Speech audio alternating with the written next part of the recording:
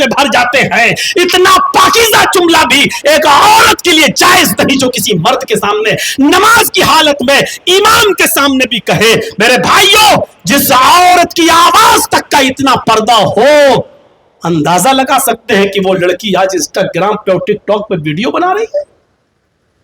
غور کیجیے آپ، ہم نے کہاں پہنچا دیا شریعت کو، اور کس طریقے سے ہم نے شرم و حیا کا آج مذاق بنا کے رکھ دیا ہے. مذاق بنا کر ہم اندازہ لگائیں ہم کہاں ہیں، کیا ہو رہا ہمارے سماج میں. قال انی عبد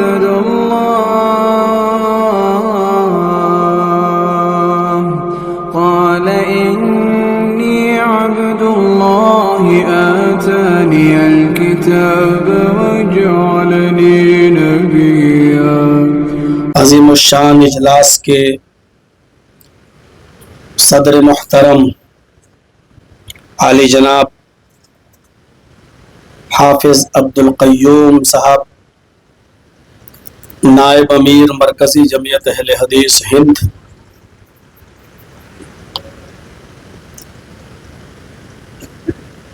اس اجلاس کی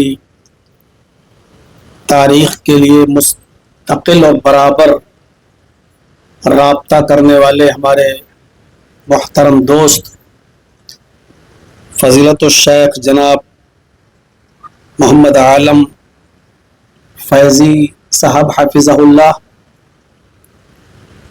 اسٹیج پر بیٹھے ہوئے معقر علماء کرام اور علاقے کے با وقار احباب، محبوب شخصیتیں اور مدرسہ سلفیہ دار التعلیم یا تعلیم القرآن کے اراکین و ممبران،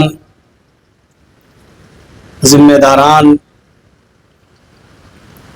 اور نارائن کھیڑ اور اس کے اطراف و اکناف سے تشریف لائے ہوئے معزز سامعین حضرات، پردہ نشین اسلامی خواتین، پیاری ماں اور بہنوں، قوم و ملت کے لائق بر نوجوانوں، عزیز بچوں،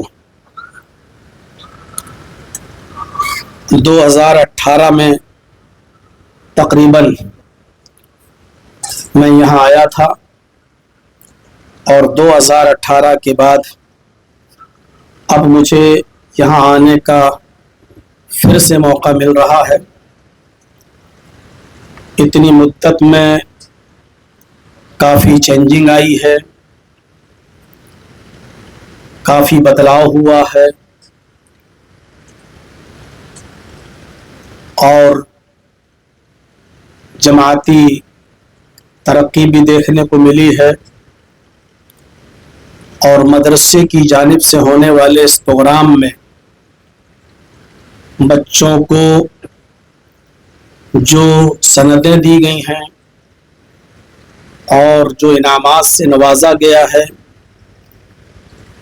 دعا ہے الہ العالمین اس ادارے کو دن دونی اور رات چوگنی ترقی عطا فرمائے، حاسدین کے حسد سے محفوظ فرمائے، اور یہاں سے فارغ ہونے والے بچوں کو دین کا ایک مضبوط داعی اور مبلغ اور سپاہی بنا دے.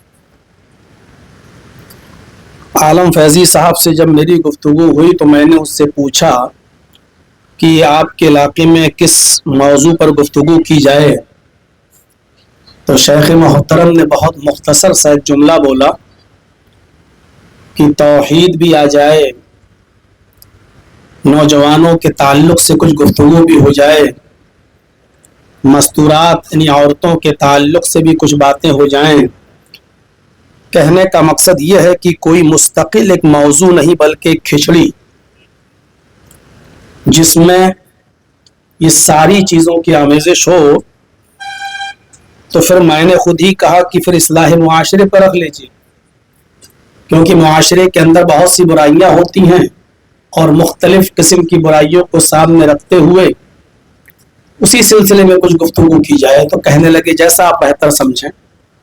میں نے اپنی ثوابدید کے مطابق جو بہتر سمجھا اسی کو میں نے قرآن کریم کی آیات کی شکل میں آپ کے سامنے پڑھا ہے اور کوشش کروں گا کہ اسی پر گفتگو کی جائے۔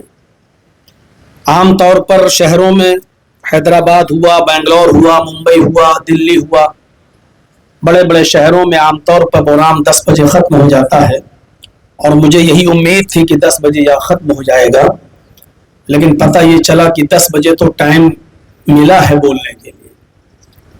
بہرحال اللہ تعالیٰ سے دعا ہے کہ الہ العالمین اس اجلاس کو کامیاب فرمائے۔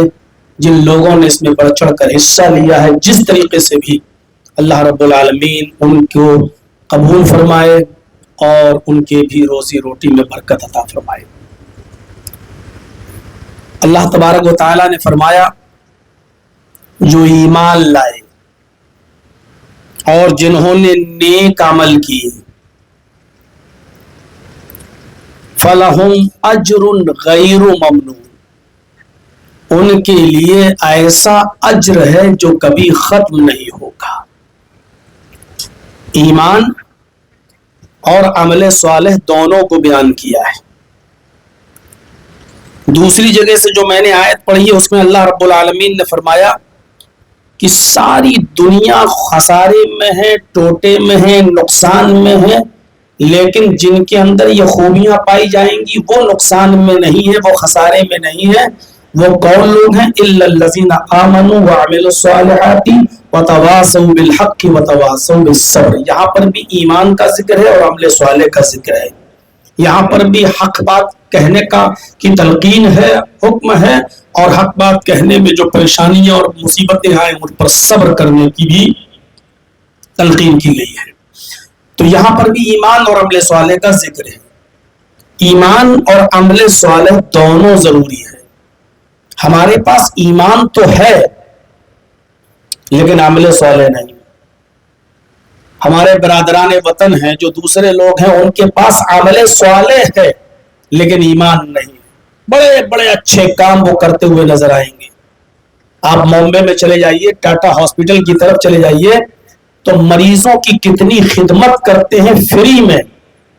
کوئی ٹرک پر کھانا بھر کے لا رہا ہے، کوئی پھل فروٹ لے کر آ رہا ہے، کوئی مریضوں سے پوچھ رہا ہے کہ آپ کو کس چیز کی ضرورت ہے۔ اگر کسی مریض میں 2 لاکھ 2.5 لاکھ 3 لاکھ روپے کی ضرورت ہے تو وہ چیک پھاڑ کے دے رہا ہے۔ چونکہ یہ منظر میں نے اپنی آنکھوں سے دیکھا اس لیے میں بتلا رہا ہوں۔ مئی اور جون کی گرمی میں جگہ جگہ پیاؤ کھولیں گے، اسٹیشنوں پر جہاں آپ کی گاڑیاں رکیں گی وہاں آپ کی بوتلوں میں ٹھنڈا پانی آپ کی سیٹ پر پہنچ کر بھرا جائے گا اور دیا جائے گا۔ اچھے کام کرنے میں ہمارے دیگر بھائی دوسرے لوگ بہت آگے ہیں لیکن بیکار ہے۔ کیوں؟ کیونکہ ان کے یہ نیک اور اچھے کام ایمان سے خالی ہیں۔ ہمارے پاس ایمان ہے لیکن عمل صالح نہیں، جبکہ یہ دونوں چیزیں بالکل ایسے ہی ضروری ہیں جیسے ہم اور آپ موبائل استعمال کرتے ہیں اور موبائل کے لیے سم ضروری ہے۔ آپ کے پاس مہنگا سے مہنگا موبائل ہو، اس کی قیمت 1 لاکھ 1.5 لاکھ روپے ہو، لیکن اس کے اندر سم نہ ہو تو کس کام کا؟ آپ بات ہی نہیں کر پائیں گے۔ اور آپ کے پاس اگر صرف سم ہے اور اس میں 20,000 25,000 50,000 بیلنس بھی پڑا ہوا ہے لیکن خالی سم ہے آپ کے پاس تو وہ سم بھی بیکار ہے۔ سم میں بیلنس ہے لیکن بیکار ہے۔ موبائل مہنگا ہے لیکن سم نہیں ہے تو وہ بیکار ہے۔ جس طرح موبائل کے لیے سم ضروری ہے اور سم کے لیے موبائل ضروری ہے، اسی طریقے سے میرے بھائیوں ہمارے لیے ایمان بھی ضروری ہے اور عمل صالح بھی ضروری ہے۔ ہمارے پاس ایمان تو ہے لیکن عمل صالح نہیں تو بیکار، اور عمل صالح ہے لیکن ایمان نہیں تو وہ بھی بیکار۔ تو ہمیں کوشش کرنی چاہیے ایمان کے ساتھ ساتھ عمل صالح کی، اور عمل صالح تو آپ جانتے ہی ہیں اس کو کیا جاتا ہے جو خالصتاً للہ ہو، جو صرف اللہ کی رضامندی کے لیے ہو، اللہ کی خوشنودی کے لیے ہو۔ اور جہاں اس میں دکھاوا آ گیا، جہاں اس میں ریا نمود آ گئی تو آپ کی نماز جیسی عبادت بھی بیکار ہے. آپ سنیچر کے دن مسجد میں نہیں دکھائی دیے، اتوار کے دن نہیں آئے، سوموار کو نہیں آئے، منگل کو نہیں آئے، بدھ کو نہیں آئے، جمعرات کو نہیں آئے، اور جمعے میں آپ پہلی صف میں آ کر بیٹھے ہیں سعودی عرب کا رومال ڈال کر، جنت الفردوس لگا کر، اور اس دن بھی آپ صرف اس لیے آئے کہ یار جمعے کی بھی نماز اگر نہیں پڑھیں گے تو محلے والے یہ کہیں گے، گاؤں والے یہ کہیں گے کہ دیکھو کتنا بڑا کمینہ انسان ہے، وہ جمعے تک کی نماز نہیں پڑھتا. پورے ہفتے مسجد سے غائب، اور جمعے کے دن ہم مسجد میں پہلی صف میں بیٹھے، وہ بھی اس نیت سے کہ اگر جمعے کی بھی نماز نہیں پڑھیں گے تو محلے والے کیا کہیں گے، لوگ کیا سوچیں گے. تو آپ کی یہ نماز یا عبادت بھی بیکار ہو گئی. کیوں؟ کیونکہ آپ نے اللہ کی خوشنودی کے لیے اور رضا کے لیے نہیں پڑھی ہے، بلکہ آپ نے محلے والوں کو دکھانے کے لیے پڑھی ہے. بخاری کی اس روایت کو یاد رکھیے، من صلی یرائی فقد اشرک، جس نے دوسرے کو دکھانے کے لیے کوئی عبادت کی نماز پڑھی تو اس نے شرک کیا. اب یہی نماز ہمارے لیے نماز نہیں ہوگی بلکہ شرک ہو جائے. کیوں؟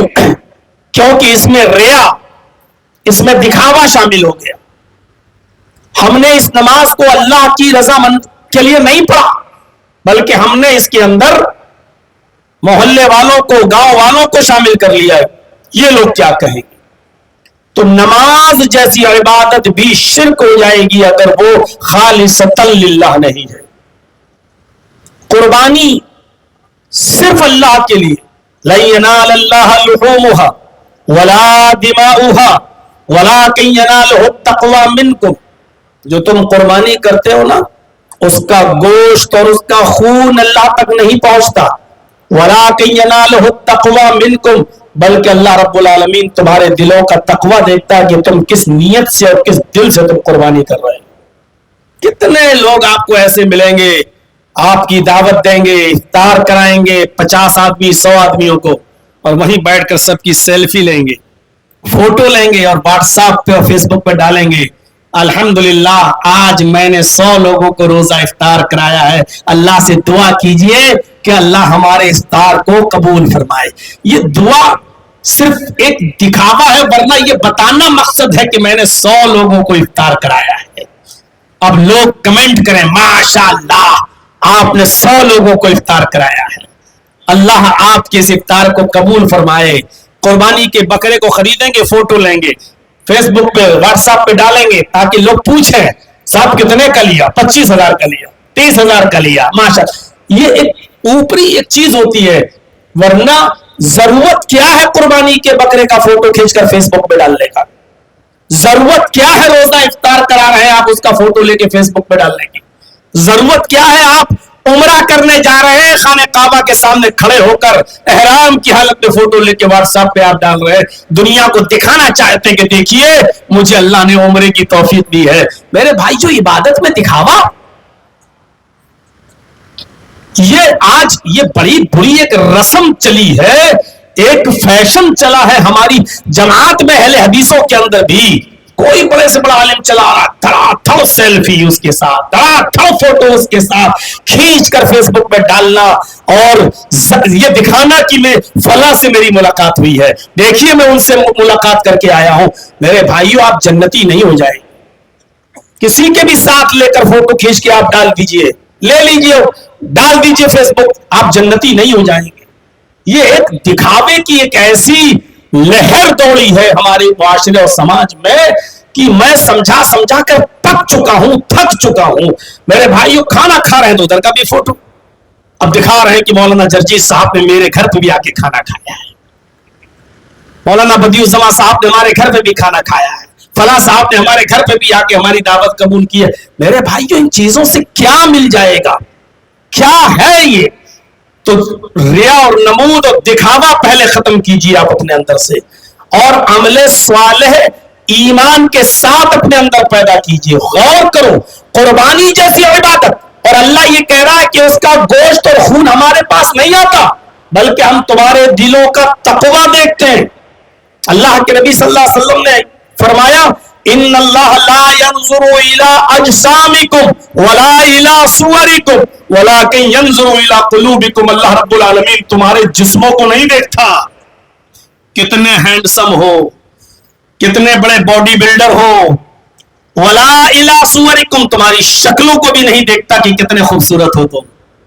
اگر شکلوں کو کی کوئی اہمیت ہوتی اللہ کی نظر میں تو حضرت بلال کی شکل و صورت کی کوئی اہمیت نہ ہوتی. لیکن نبی اکرم صلی اللہ علیہ وسلم نے کیا فرمایا؟ بلال، بڑا عجیب مائک ہے، آج تو میں نے 20 سال کی زندگی میں نہیں دیکھا سب. تو میرے بھائیوں، تقریری زندگی میں، ورنہ میری عمر 20 سال نہیں ہے. تو میرے بھائیوں غور کرو کہ میں کہہ یہ رہا تھا کہ اندازہ لگائیے، آپ غور کیجئے. اللہ کہتا ہے کہ ہم نے تمہاری شکل و صورتوں کو نہیں. بلال جن کے بارے میں نبی اکرم صلی اللہ علیہ وسلم نے فرمایا کہ بلال ایسا کون سا عمل کرتے ہو کہ تم تو دنیا میں تھے اور جب مجھے جنت دکھائی دی اور جنت کی سیر کرائی گئی تو میں نے جنت کے اندر تمہارے جوتوں کی آواز سنی. غور کرو، حضرت بلال جن کے بارے میں حدیث میں آتا ہے کہ ان کی شکل کلہما، کوئلے کا رنگ پھر بھی کچھ صاف ہوتا ہے، بلال اس سے بھی زیادہ کالے.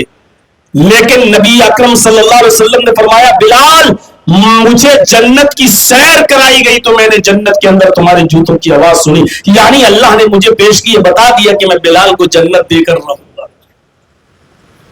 شکلوں کو نہیں دیکھتا ہے، صورتوں کو نہیں دیکھتا ہے، باڈی کو نہیں دیکھتا ہے. وَلَٰكِن يَنظُرُ إِلَىٰ قُلُوبِكُمْ وہ تمہارے دلوں کو دیکھتا ہے. اس لیے یاد رکھیے نیتوں پر معاملہ ڈیپینڈ ہے، نیتوں پر. مسلم شریف کتاب الجہاد کے وہ الفاظ اٹھاؤ، اذا التقى المسلمان بسيفيهما فالقاتل والمقتول في النار.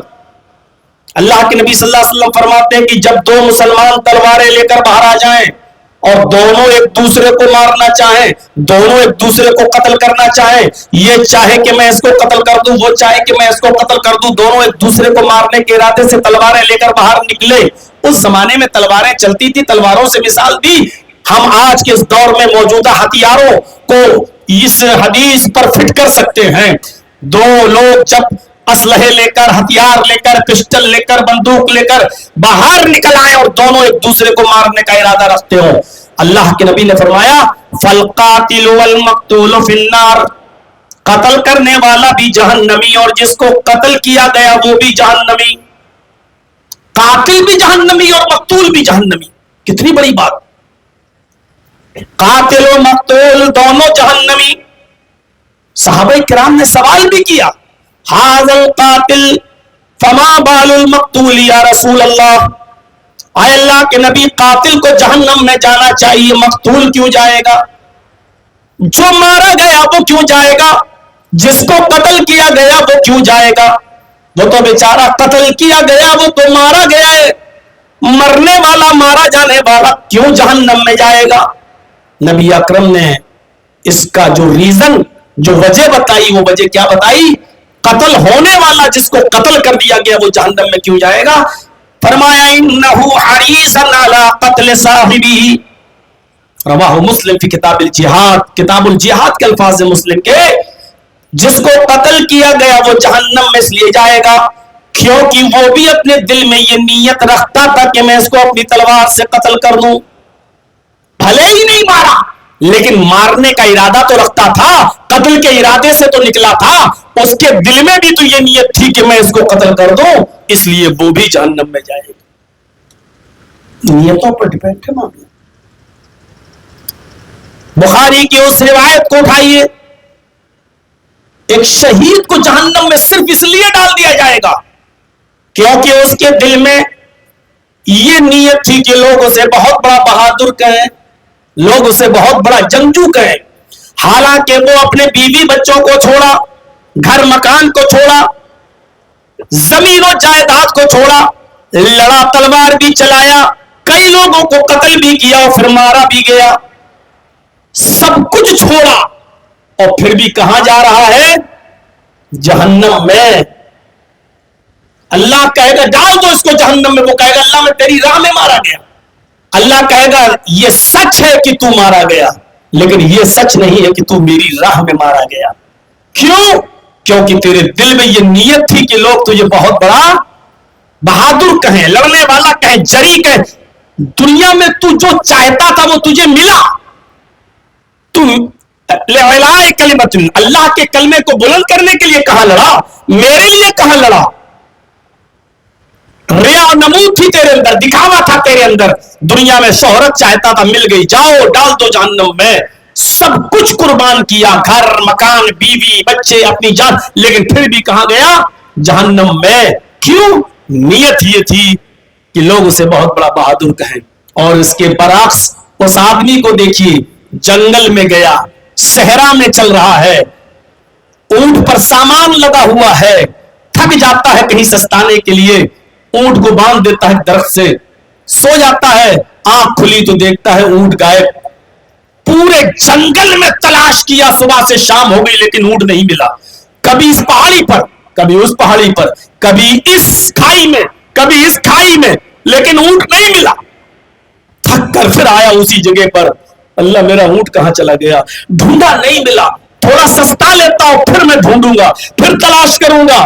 جیسے ہی سستانے کے لیے درخت کے سے ٹیک لگاتا ہے، آنکھ بند کرتا ہے، تھوڑی دیر ریلیکس ہوتا ہے، اچانک آنکھ کھلتی ہے تو کیا دیکھتا ہے؟ اونٹ تو میرا بندھا ہوا ہے، اسی درخت سے بندھا ہوا ہے۔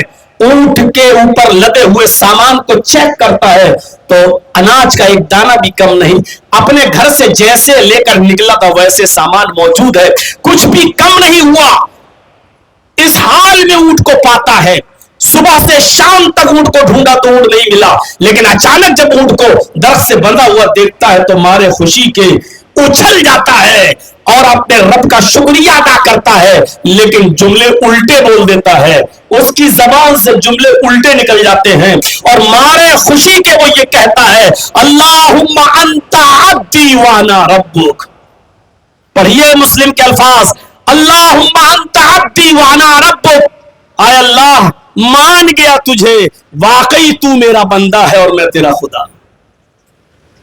الٹے جملے بول گیا، حالانکہ کہنا وہ یہ چاہ رہا تھا کہ واقعی تو میرا رب ہے اور میں تیرا بندہ، کہنا یہی چاہ رہا تھا، لیکن خوشی میں اس کو سمجھ میں نہیں آیا۔ اونٹ کو پا کر اتنا خوش ہوا کہ مارے خوشی میں اس کی زبان سے یہ الٹے جملے نکل گئے، اللہم انت عبدی وانا ربک، واقعی تو میرا بندہ ہے اور میں تیرا رب۔ یہ جملے کتنے خطرناک ہیں! اگر ان جملوں کی اوریجنلٹی پر آپ غور کریں تو اتنے خطرناک جملے ہیں کہ یہ جملے فرعون بھی نہیں بولا۔ فرعون بھی دنیا والوں سے کہتا تھا، اپنے سامنے لوگوں سے، انا ربکم الاعلی، میں تمہارا رب ہوں۔ فرعون لوگوں سے یہ کہتا تھا مجھے اپنا رب مانو، میں تمہارا رب ہوں۔ فرعون نے کبھی یہ نہیں کہا اللہ میں تیرا رب ہوں۔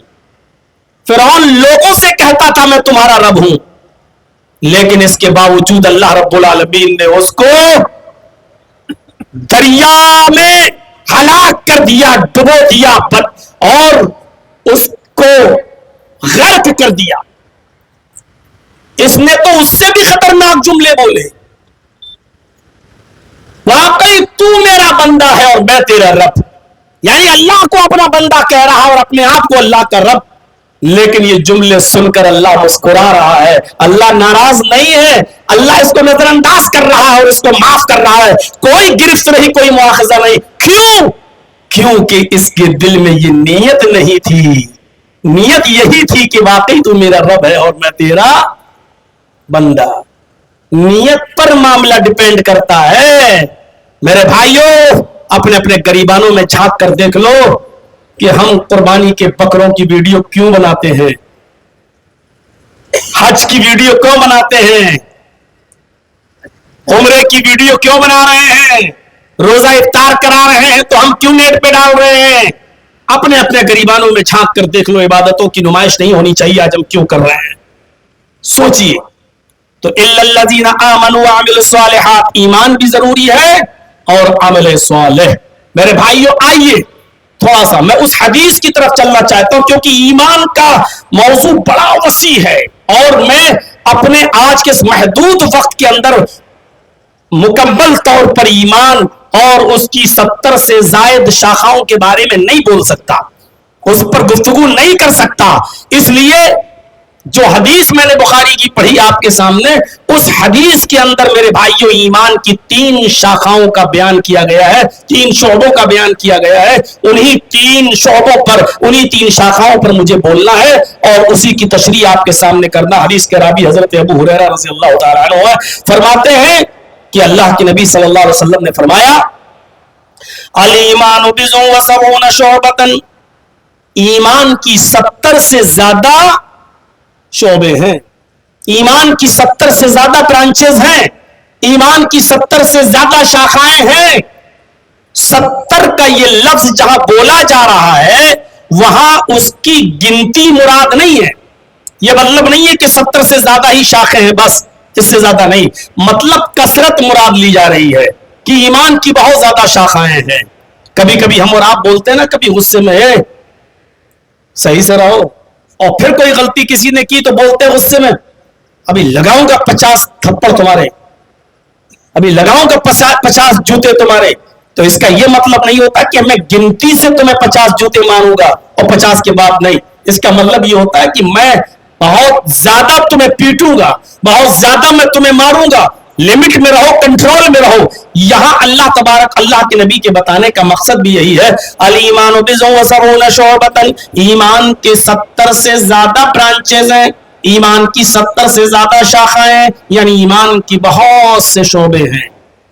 اس میں 3 شعبوں کا ذکر کر دیا ہے.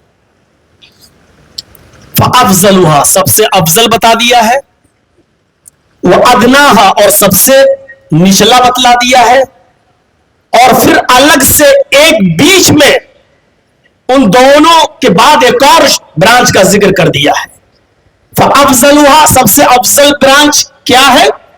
قول لا الہ الا اللہ، لا الہ الا اللہ. اس میں ہماری توحید آ جائے. قول لا الہ الا اللہ، ایمان کا افضل شعبہ، ایمان کی افضل برانچ کیا ہے؟ لا الہ الا اللہ کہنا. وَأَدْنَاهَا إِمَاطَةُ الْأَذَى عَنِ الطَّرِيقِ، اور ادنا درجہ، سب سے نچلا درجہ، سب سے کمزور درجے کا ایمان کیا ہے؟ إِمَاطَةُ الْأَذَى عَنِ الطَّرِيقِ، راستے سے تکلیف دہ چیز کو ہٹا دینا، یعنی اللہ کی مخلوق کو نقصان نہ پہنچانا. راستے میں کوئی بھی تکلیف دہ چیز پڑی ہوئی ہو اس کو ہٹا دینا. اول چیز افضل لا الہ الا اللہ کا پڑھنا، اور ادناہا سب سے نچلا درجہ راستے سے کم تکلیف دہ چیز کو ہٹا دینا. اور تیسرا ایمان کا شعبہ بتایا والحیاء شعبۃ من الایمان، اور حیا بھی ایمان کا ایک شعبہ ہے. اس میں ہماری ماں بہنوں کا تذکرہ بھی آ جائے گا. والحیاء شعبۃ من الایمان، اور حیا بھی ایمان کا ایک شعبہ، ایمان کی ایک برانچ ہے. پہلی چیز لا الہ الا اللہ. میرے بھائیو کتنا چھوٹا سا جملہ ہے، قول لا الہ الا اللہ، لا الہ الا اللہ کہنا. اور دیکھا جائے تو کسی سے بھی کہلوا لو فوراً اپنی زبان سے کہہ دے گا لا الہ الا اللہ. ہم سے اور آپ سے زیادہ عرب کے کافر جانتے تھے کہ لا الہ الا اللہ اگر کہہ دیں گے تو اس کے کا مقصد کیا ہوگا، لا الہ الا اللہ کیا تقاضا کر رہا ہے ہم سے، اور لا الہ الا اللہ پڑھنے کے بعد ہمیں کیا کیا چھوڑنا پڑے گا. ہم سے زیادہ سمجھتے تھے عرب کے کافر، اس لیے وہ جلدی لا الہ الا اللہ نہیں پڑھا کرتے تھے، اور جو پڑھ لیتے تھے وہ جانتے تھے کہ لا الہ الا اللہ کا معنی کیا ہے اور اس کا تقاضا کیا ہے. اس کلمے کی اہمیت کا اندازہ آپ اس بات سے لگا سکتے ہیں کہ اللہ کے نبی صلی اللہ علیہ وسلم نے فرمایا اگر ساری کائنات کو ترازو کے پاڑے پہ رکھ دیا جائے اور کلمہ طیبہ کو لا الہ الا اللہ کو ترازو کے دوسرے پاڑے میں رکھ دیا جائے اور اس کے بعد ترازو اٹھائی جائے مالت بہن، اللہ کے نبی فرماتے لا الہ الا اللہ کا پلڑا جھک جائے گا اور ساری کائنات کا پلڑا اٹھ جائے گا. لا الہ الا اللہ کے وزن سے ساری کائنات کا پلڑا اٹھ جائے گا. یہ کلمہ اتنا وزنی ہے, اتنا بھاری ہے کہ ساری کائنات کا پلڑا اٹھ جائے اور لا الہ الا اللہ کا پلڑا جھک جائے. سوچئے کیا چیز ہے یہ لا الہ الا اللہ میں. بہت آسان ہے کہ لا الہ الا اللہ, لا الہ الا اللہ. بہت سے لوگوں نے تو اس کو اپنا وظیفہ بنا لیا ہے اور وہ دنیا سے کٹ کر جنگلوں میں چلے گئے ہیں. اللہ اللہ لا الہ الا اللہ, لا الہ الا اللہ, بس اسی کو انہوں نے اپنا وظیفہ بنا لیا اور وہ کچھ نہیں جانتے. میرے بھائیوں, لا الہ الا اللہ کو سمجھنے کی کوشش کیجئے. یہی وہ کلمہ ہے جس کے ذریعے ایک انسان جنتی بن جاتا ہے اور یہی وہ کلمہ ہے کہ جس کے نہ پڑھنے سے ایک انسان جہنمی ہو جاتا ہے. لا الہ الا اللہ ہی وہ کلمہ ہے کہ ایک انسان 70 سال تک 80 سال تک گناہ کرتا رہے اور گناہوں کی دلدل میں پھنسا رہے اور اس کو سمجھ آ گیا اور اس نے کلمہ پڑھ لیا لا الہ الا اللہ اور اس کے بعد اس کا انتقال ہو گیا. غور کرو, 70 سال اور 80 سال کا وہ بوڑھا انسان اس کلمے کو پڑھ لیتا ہے تو لا الہ الا اللہ جس نے پڑھا تو اللہ کے نبی فرماتے ان الاسلام یہدم ما کان قبلہ, اب تک اس نے جتنے گناہ کیے سارے کے سارے گناہ اس کے معاف ہو جاتے ہیں. یعنی یہاں اس نے کلمہ پڑھا, لا الہ الا اللہ کا اقرار کیا, سارے گناہ دھل گئے, سارے گناہ اس کے مٹ گئے اور اسی حال میں اگر وہ مر گیا تو جنت کے اندر کا مستحق ہوگا. اندازہ لگائیے آپ, ابھی وہ جہنمی تھا, گناہگار تھا اور اس گناہگار کو اور 70 یا 80 سال کے اس بوڑھے کو جنتی بنا دیا اس کلمے نے لا الہ الا اللہ. ہم اندازہ لگائیں, 12 سال کا ایک بچہ تھا, محمد رسول اللہ صلی اللہ علیہ وسلم کی خدمت کیا کرتا تھا, یہودی کا بچہ تھا, اللہ کے نبی صلی اللہ علیہ وسلم کی خدمت کیا کرتا تھا. اللہ کے نبی صلی اللہ علیہ وسلم جب دعوت و تبلیغ لوگوں کو کرتے تھے, سمجھاتے تھے تو وہ سنتا تھا, اس کا دل مائل تھا, لیکن جب وہ اپنے گھر جاتا تھا تو اپنے ماں باپ کا غصہ دیکھ کر وہ کلمہ نہیں پڑھتا تھا. ایک دن وہ بچہ بیمار ہو گیا, نبی اکرم صلی اللہ علیہ وسلم اس بچے کی عیادت کے لیے اس کے گھر تشریف لے گئے. نبی اکرم صلی اللہ علیہ وسلم اس بچے کی عیادت کے لیے اس کے گھر تشریف لے گئے. جب اس بچے کے گھر گئے تو آپ اس کے سرہانے پر بیٹھ گئے. وہ آخری سانسیں لے رہا تھا, اس کی سانسیں اکھل رہی تھی, گویا کہ وہ بالکل موت کے قریب تھا. آنکھیں کھول کر ٹکٹکی باندھے وہ محمد رسول اللہ کو دیکھ رہا تھا. اتنے میں اللہ کے نبی صلی اللہ علیہ وسلم نے اس 12 سال کے بچے سے کہا, یہودی سے, اے بچے, اے غلام, قل لا الہ الا اللہ, اب بھی موقع ہے, تم لا الہ الا اللہ پڑھ سکتے ہو, لا الہ الا اللہ کہہ سکتے ہو. اس نے محمد رسول اللہ صلی اللہ علیہ وسلم کی زبان سے لا الہ الا اللہ سنا, اپنے باپ کو دیکھا کہ دیکھیں میرے باپ کی کیا مرضی ہے, میرے باپ کا کیا ارادہ ہے. اس نے اپنے باپ کو دیکھا تو اس کے باپ نے فرمایا, اطیع ابا القاسم, تم ابو القاسم کی اطاعت کرو, تم اللہ کے رسول کی بات مان لو. یعنی باپ جانتا تھا کہ میرا بیٹا محمد رسول اللہ کی خدمت کرتا تھا اور اس کا دل نبی اکرم کی طرف مائل تھا, ایمان لانا چاہتا تھا لیکن میرے غصے کی وجہ سے نہیں لایا. تو باپ نے آخری وقت میں کہہ دیا, بیٹے تمہارا دل تو پہلے ہی سے مائل تھا, میرے غصے کی وجہ سے نہیں لاتے تھے, چلو آج تم اپنے من کی بات پوری کر لو, تمہارے دل میں جو آئے اس کو پورا کر لو. اطیع ابا القاسم, تم محمد رسول اللہ کی ابو القاسم کی اطاعت کرو. اس بچے نے خوشی خوشی ہنستے ہوئے کلمہ پڑھ لیا, لا الہ الا اللہ. اس نے گواہی دی, اشہد ان لا الہ الا اللہ و اشہد ان محمدًا عبدہ و رسولہ. حدیث کے الفاظ جیسے ہی اس نے یہ کلمہ پڑھا, اس بچے نے, یہودی بچے نے, اور کلمہ پڑھتے ہی اس بچے کا انتقال ہو گیا. اس کی روح قفس عنصری سے پرواز کر گئی. نبی اکرم صلی اللہ علیہ وسلم اس کے سرانے بیٹھے تھے, کھڑے ہو گئے اور کھڑے ہوتے ہی فرمایا, الحمدللہ الذی انقذہ عن النار, تمام تعریفیں اس اللہ کے لیے ہیں جس نے اس بچے کو جہنم کی آگ سے بچا لیا.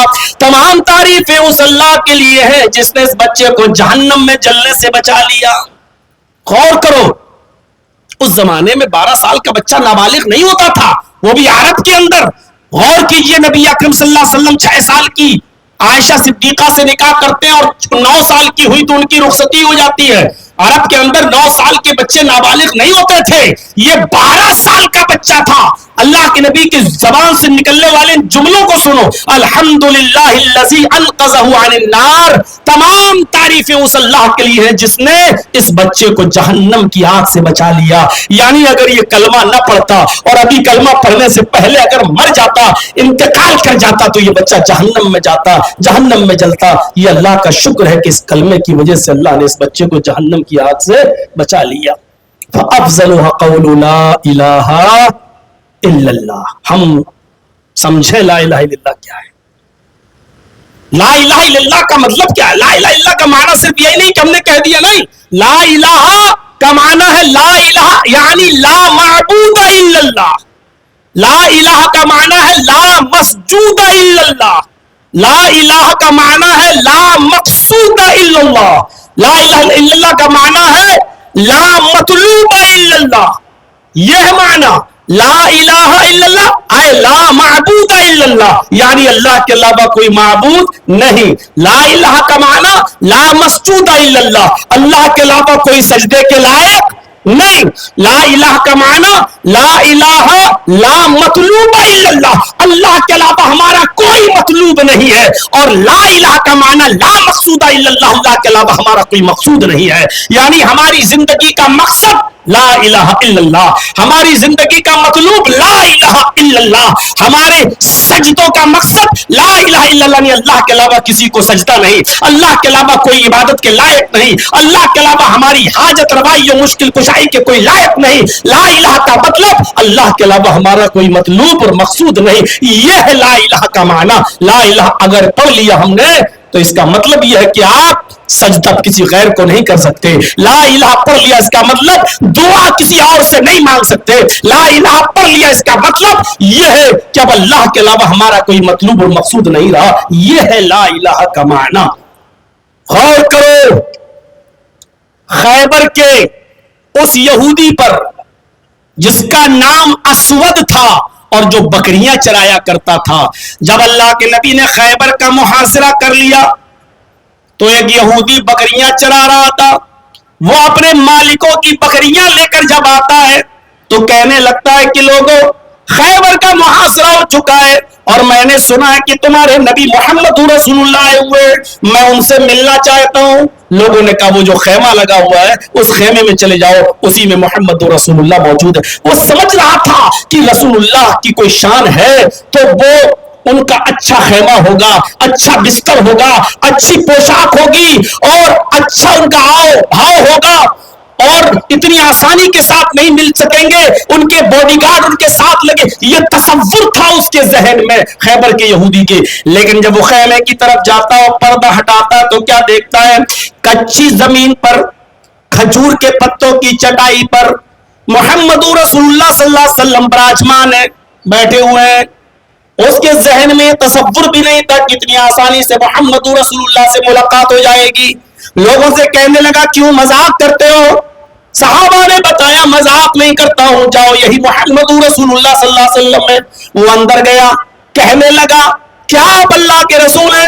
اس نے جواب، اللہ کے نبی نے جواب دیا جی میں اللہ کا نبی ہوں، مجھے اللہ نے نبی بنا کر رسول بنا کر بھیجا ہے. کہا آپ کی دعوت کیا ہے؟ آپ نے اپنا مشن بتایا، آپ نے اپنی دعوت بتائی. فرمایا اگر میں اس مشن کو نہیں مانتا تو کیا ہوگا؟ فرمایا تم جہنم کے اندر داخل ہو جاؤ گے. کہا اگر میں اس مشن کو مان لیتا ہوں اور آپ کی اس دعوت کو قبول کر لیتا ہوں تو میرا معاملہ کیا ہوگا؟ فرمایا تم جنت کے اندر داخل کر دیے جاؤ گے. اس نے اسی جگہ پر کلمہ پڑھا، اشہد ان لا الہ الا اللہ واشہد ان محمدن عبدہ ورسولہ. کلمہ پڑھ لیا، اسلام لے آیا. کہنے لگا اللہ کے نبی اسلام لے آیا، میرا کام کیا ہے؟ ابھی کوئی نماز کا وقت نہیں تھا، رمضان کا مہینہ بھی نہیں تھا، نماز کا وقت نہیں تھا، اس لیے آپ نے یہ نہیں کہا کہ جاؤ تم نماز پڑھو. رمضان کا مہینہ بھی نہیں تھا کہ آپ نے اس سے کہا ہو کہ تم روزہ رکھو. فرمایا ٹھیک ہے تم اسلام لے آئے ہو، ہمارے صحابہ بارڈر پر کھڑے ہو کر جہاد کر رہے ہیں اور وہاں جنگ کر رہے ہیں، تم بھی جاؤ اور اس جنگ میں شریک ہو جاؤ. اگر شہید ہو جاتے ہو تو تمہیں اللہ جنت دے گا. فرمایا اللہ کے نبی میں ایسے ہی چلے جاؤں, یہ میرے مالکوں کی بکریاں ہیں جن کو میں پہاڑیوں میں جنگلوں میں لے جا کر چرایا کرتا ہوں, ان کو چارہ چرایا کرتا ہوں, اگر میں جہاد میں شامل ہو جاتا ہوں تو ان بکریوں کا کیا ہوگا؟ آپ نے فرمایا ان بکریوں کو پہلے ان کے مالکوں کے حوالے کرو, اگر ان کے مالکوں کے حوالے کیے بغیر اگر تم جنگ میں شریک ہوئے اور شہید ہو گئے تو تمہیں جنت نہیں ملے گی, کیونکہ امانت میں خیانت کرنے والے کو شہادت کے بعد بھی اللہ جنت نہیں دیتا. غور کریں کتنے لوگوں نے کس کی امانتوں میں خیانتیں کی ہیں, کتنوں نے اپنے بھائیوں کا حق مارا ہے, بھائیوں کا نہیں مارا تو بہنوں کا تو سب نے مارا ہوگا, بیٹیوں کا تو سب نے مارا ہوگا. 1-1.5-2 لاکھ روپے کا جہیز دے کر سوچتے ہو کہ بیٹی کی شادی کر کے ہم بچ جائیں گے, تو معاف کیجئے گا جنت اتنی آسان نہیں ہے.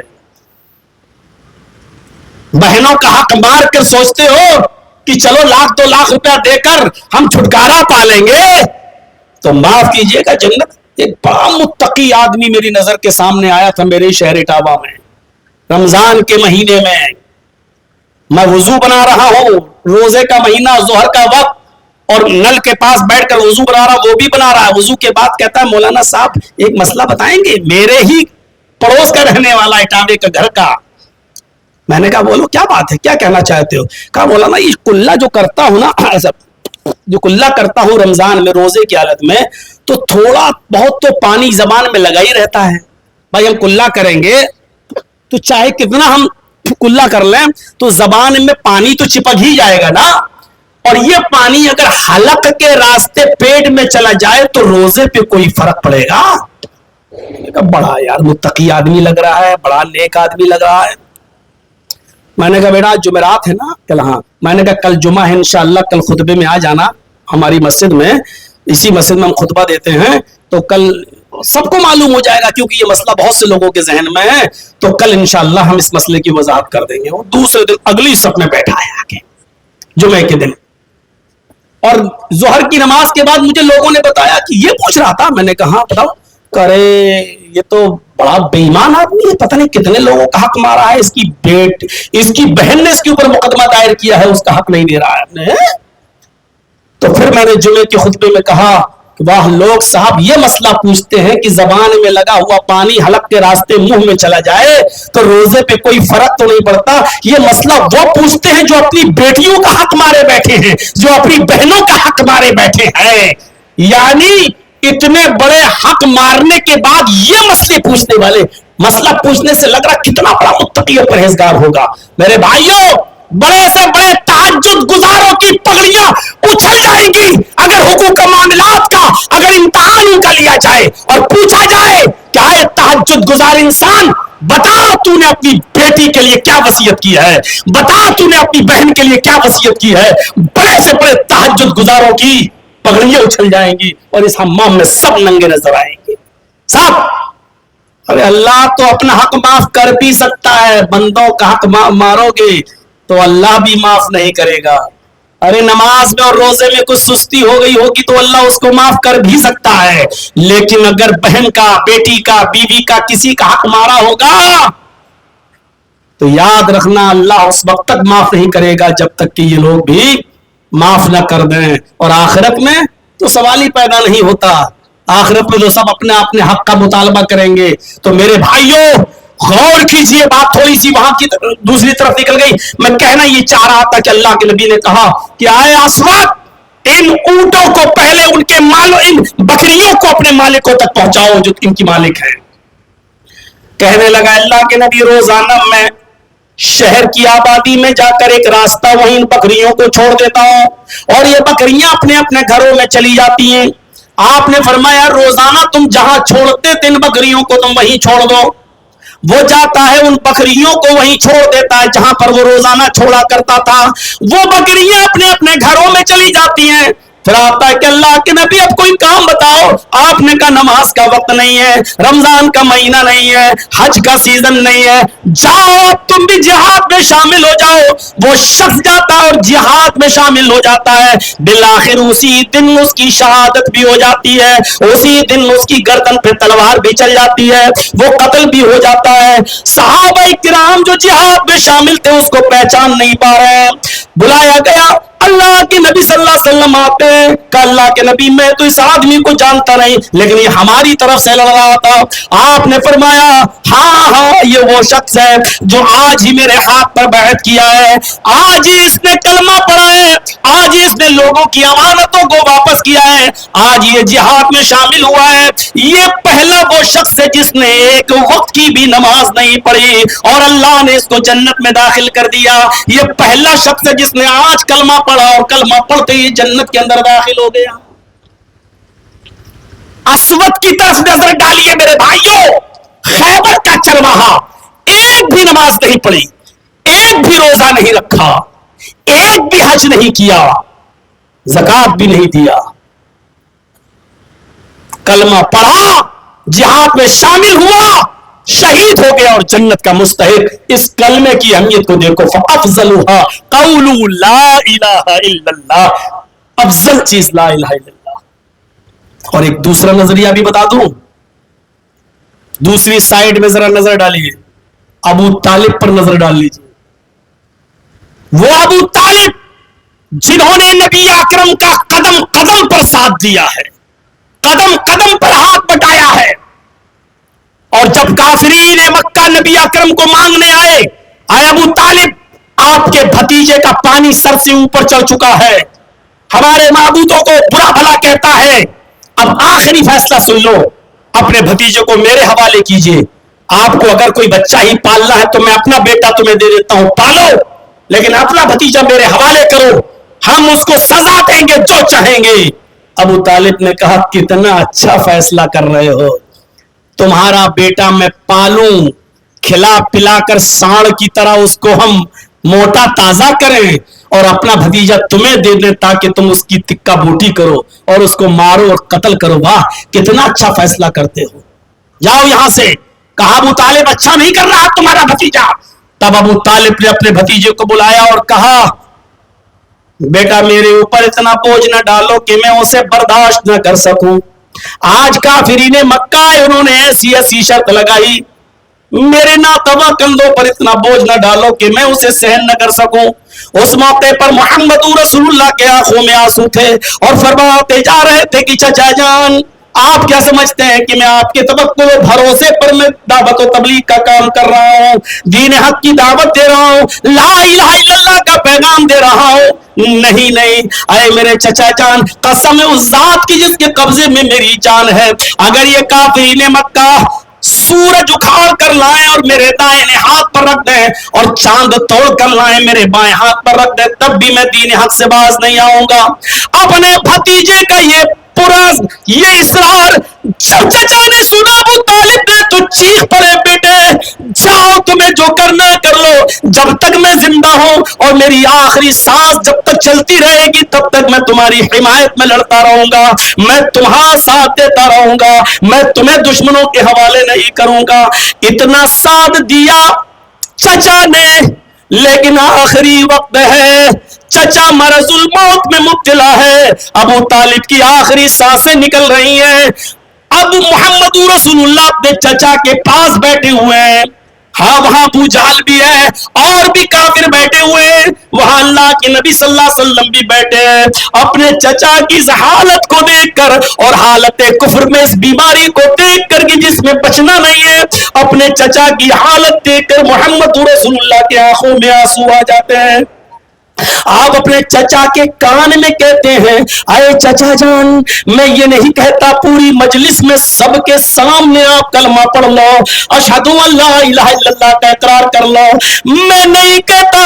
اے چچا جان آپ نے میری اتنی حمایت کی ہے, اتنی مدد کی ہے, بس میری آپ سے اتنی گزارش ہے, قل لا الہ الا اللہ فی اذنی, اے میرے چچا میرے کان میں کہہ دیجئے لا الہ الا اللہ, کسی کو مت سنائیے, کوئی بھی نہ سنے, صرف میرے کان میں کہہ دیجئے لا الہ الا اللہ، آپ میرے کان میں کہہ دیجئے، میں گواہ بن جاؤں گا، اور کعبے کے رب کی قسم آپ نے اگر میرے کان میں کہہ دیا تو قسم ہے مجھے اپنے عزت و جلال کی، میں اللہ سے آپ کی سفارش کرا لوں گا، میں اللہ سے آپ کی شفاعت کرا لوں گا، میں اللہ سے ضد کروں گا کہ وہ میرے چچا کو بخش دے، آئے میرے چچا میرے کان میں کہہ دیجئے لا الہ الا اللہ، صرف کان میں۔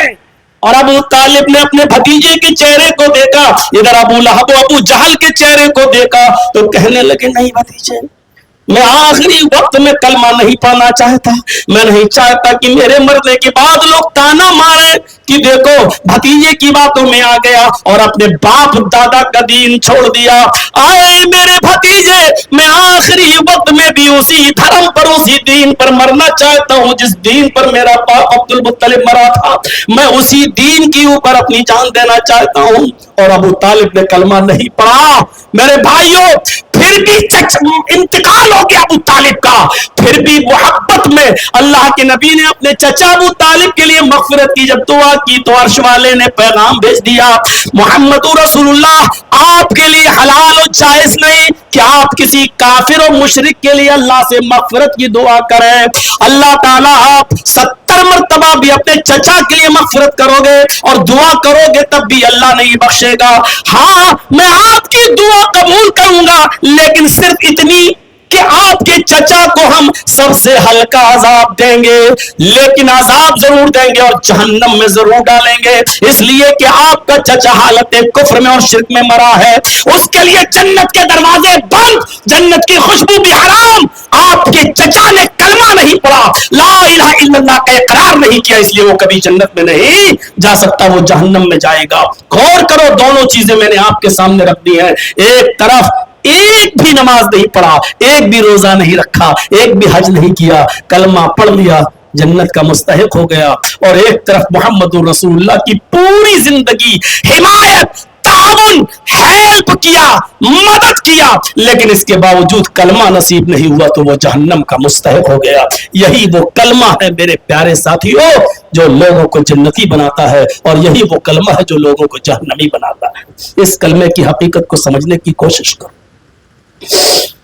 کلمے کا مطلب یہ ہے کہ سمجھ لو کہ اللہ ہی ہماری حاجتوں کو اور ضرورتوں کو پورا کر سکتا ہے۔ وہ واقعہ سنیے، پڑھیے تفسیر ابن کثیر اور دیکھیے کیا تھا۔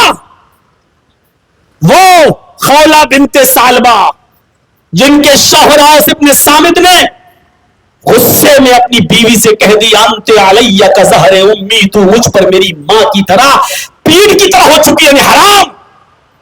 اس وقت تک جو لوگ اپنی بیوی کو اپنے اوپر حرام کر لیتے تھے، یہ طلاق کی ایک شکل تھی، اور پھر کبھی وہ اس کی بیوی نہیں بن سکتی تھی۔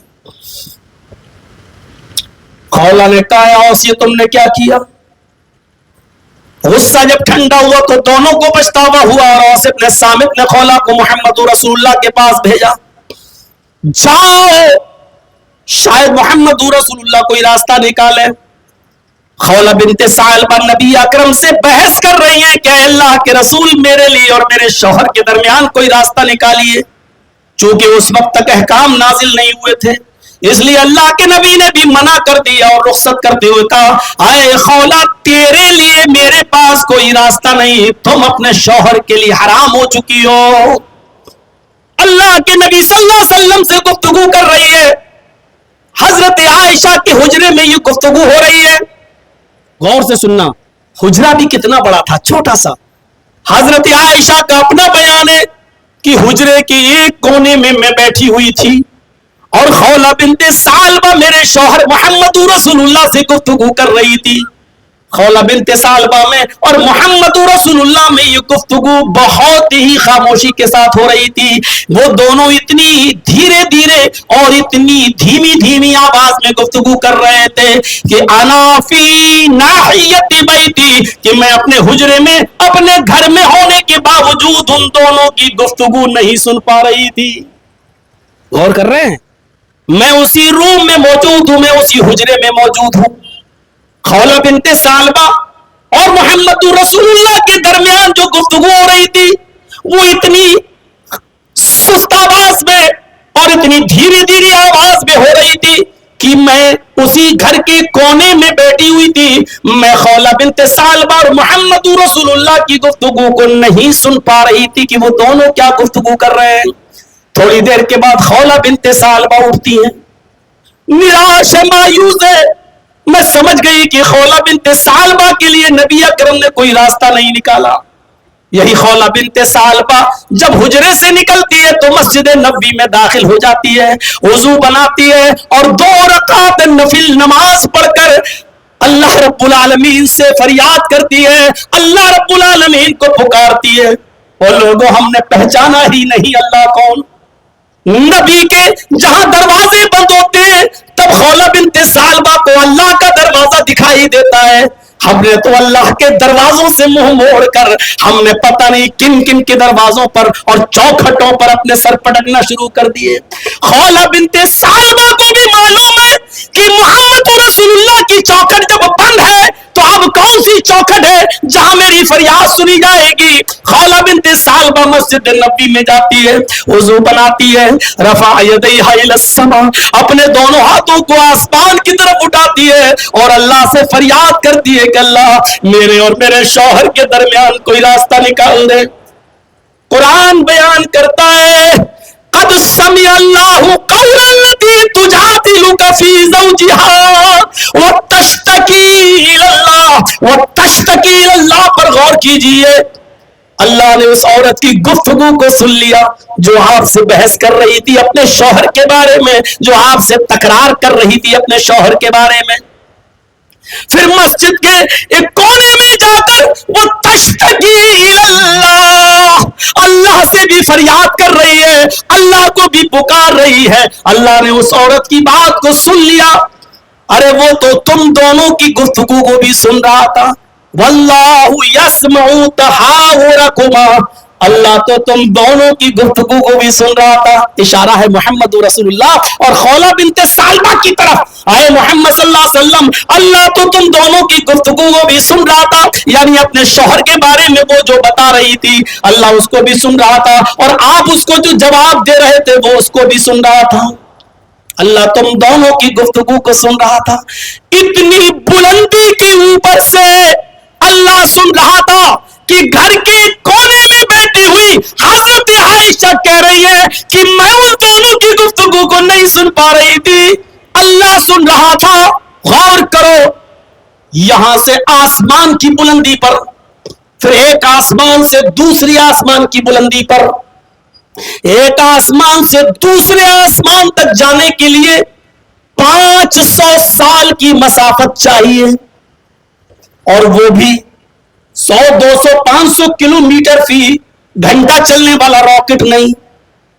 1 گھنٹہ 1 سیکنڈ میں 1,86,000 میل کی رفتار سے چلنے والا راکٹ, اس کو 500 سال کی عمر چاہیے, 500 سال. پھر ایک آسمان کی کثافت بھی, اس کی لمبائی اور چوڑائی بھی 500 سال کے برابر, یعنی اس آسمان کے اندر جو کثافت ہے وہ بھی 500 سال کی مسافت.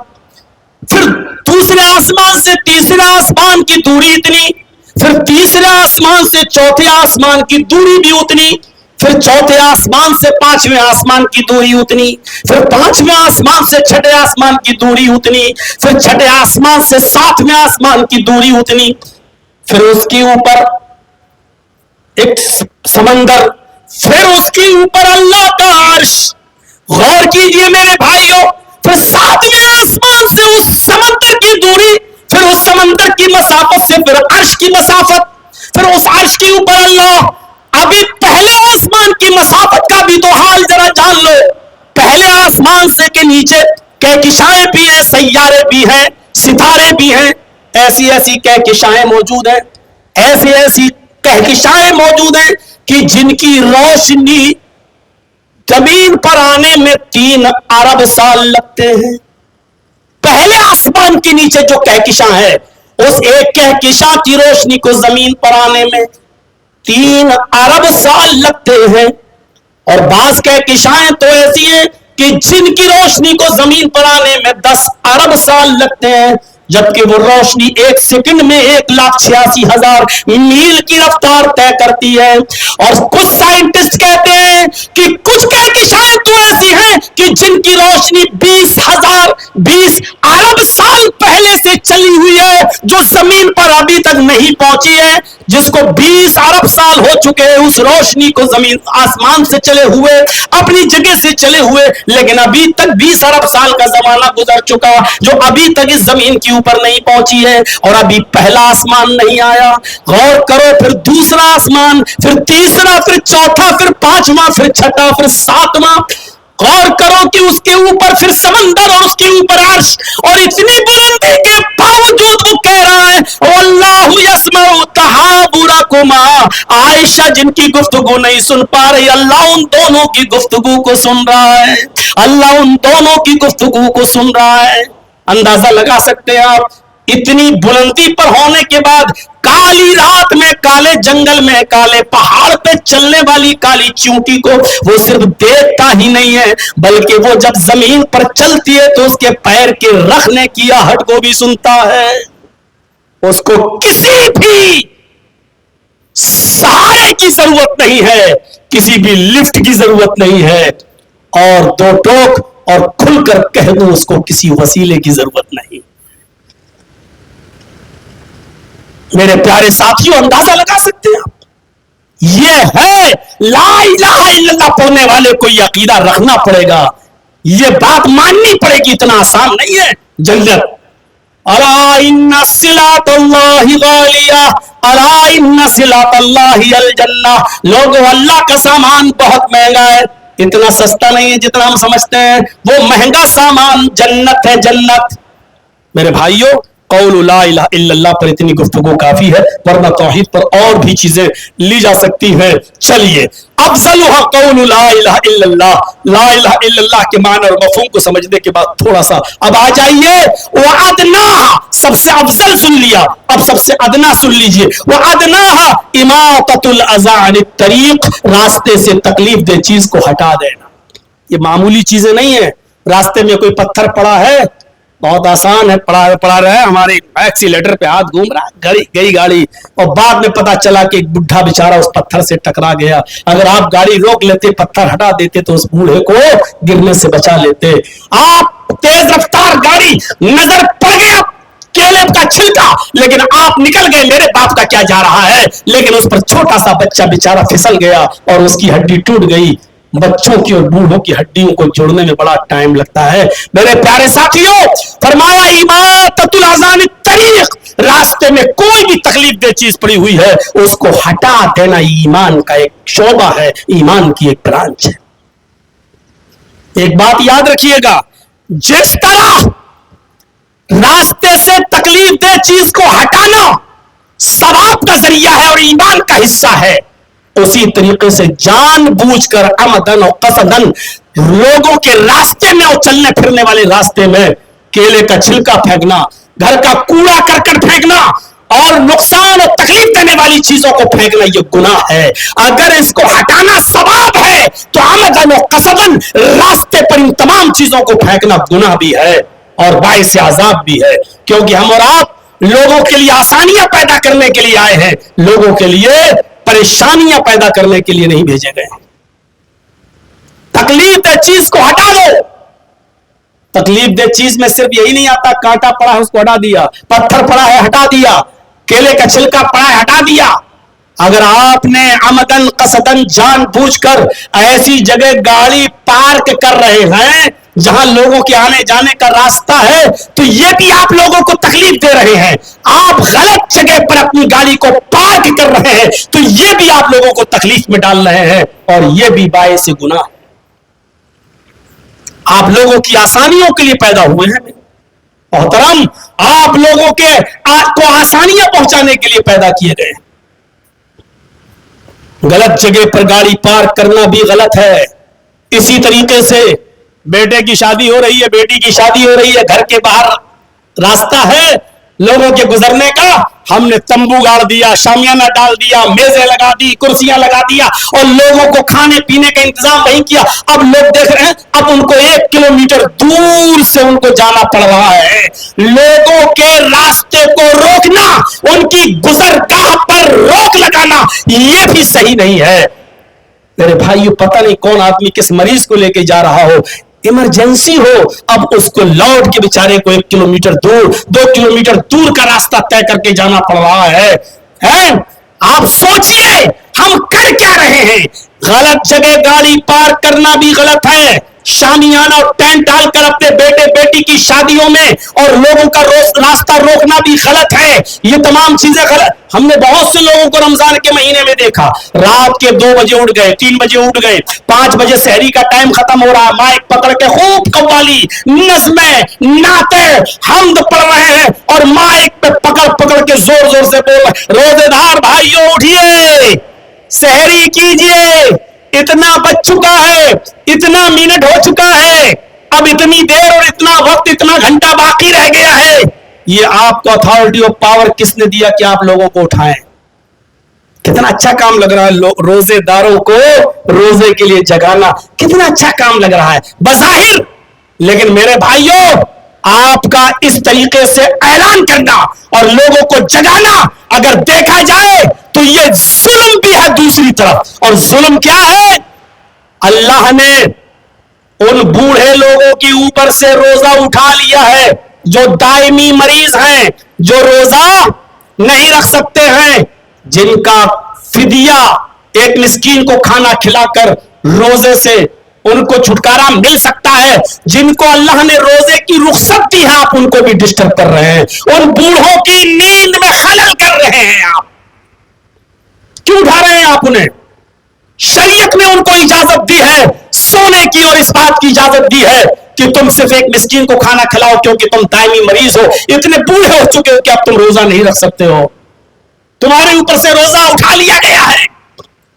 आप उन औरतों को भी मजबूर कर रहे हैं और उठा रहे हैं जो हामिला है, जिनके पेट में बच्चा है, और शरीयत ने जिनको रुखसत दी है कि अगर वो नहीं खाएंगी और नहीं पिएंगी तो पेट का बच्चा ग़िज़ा की कमी की वजह से मर सकता है।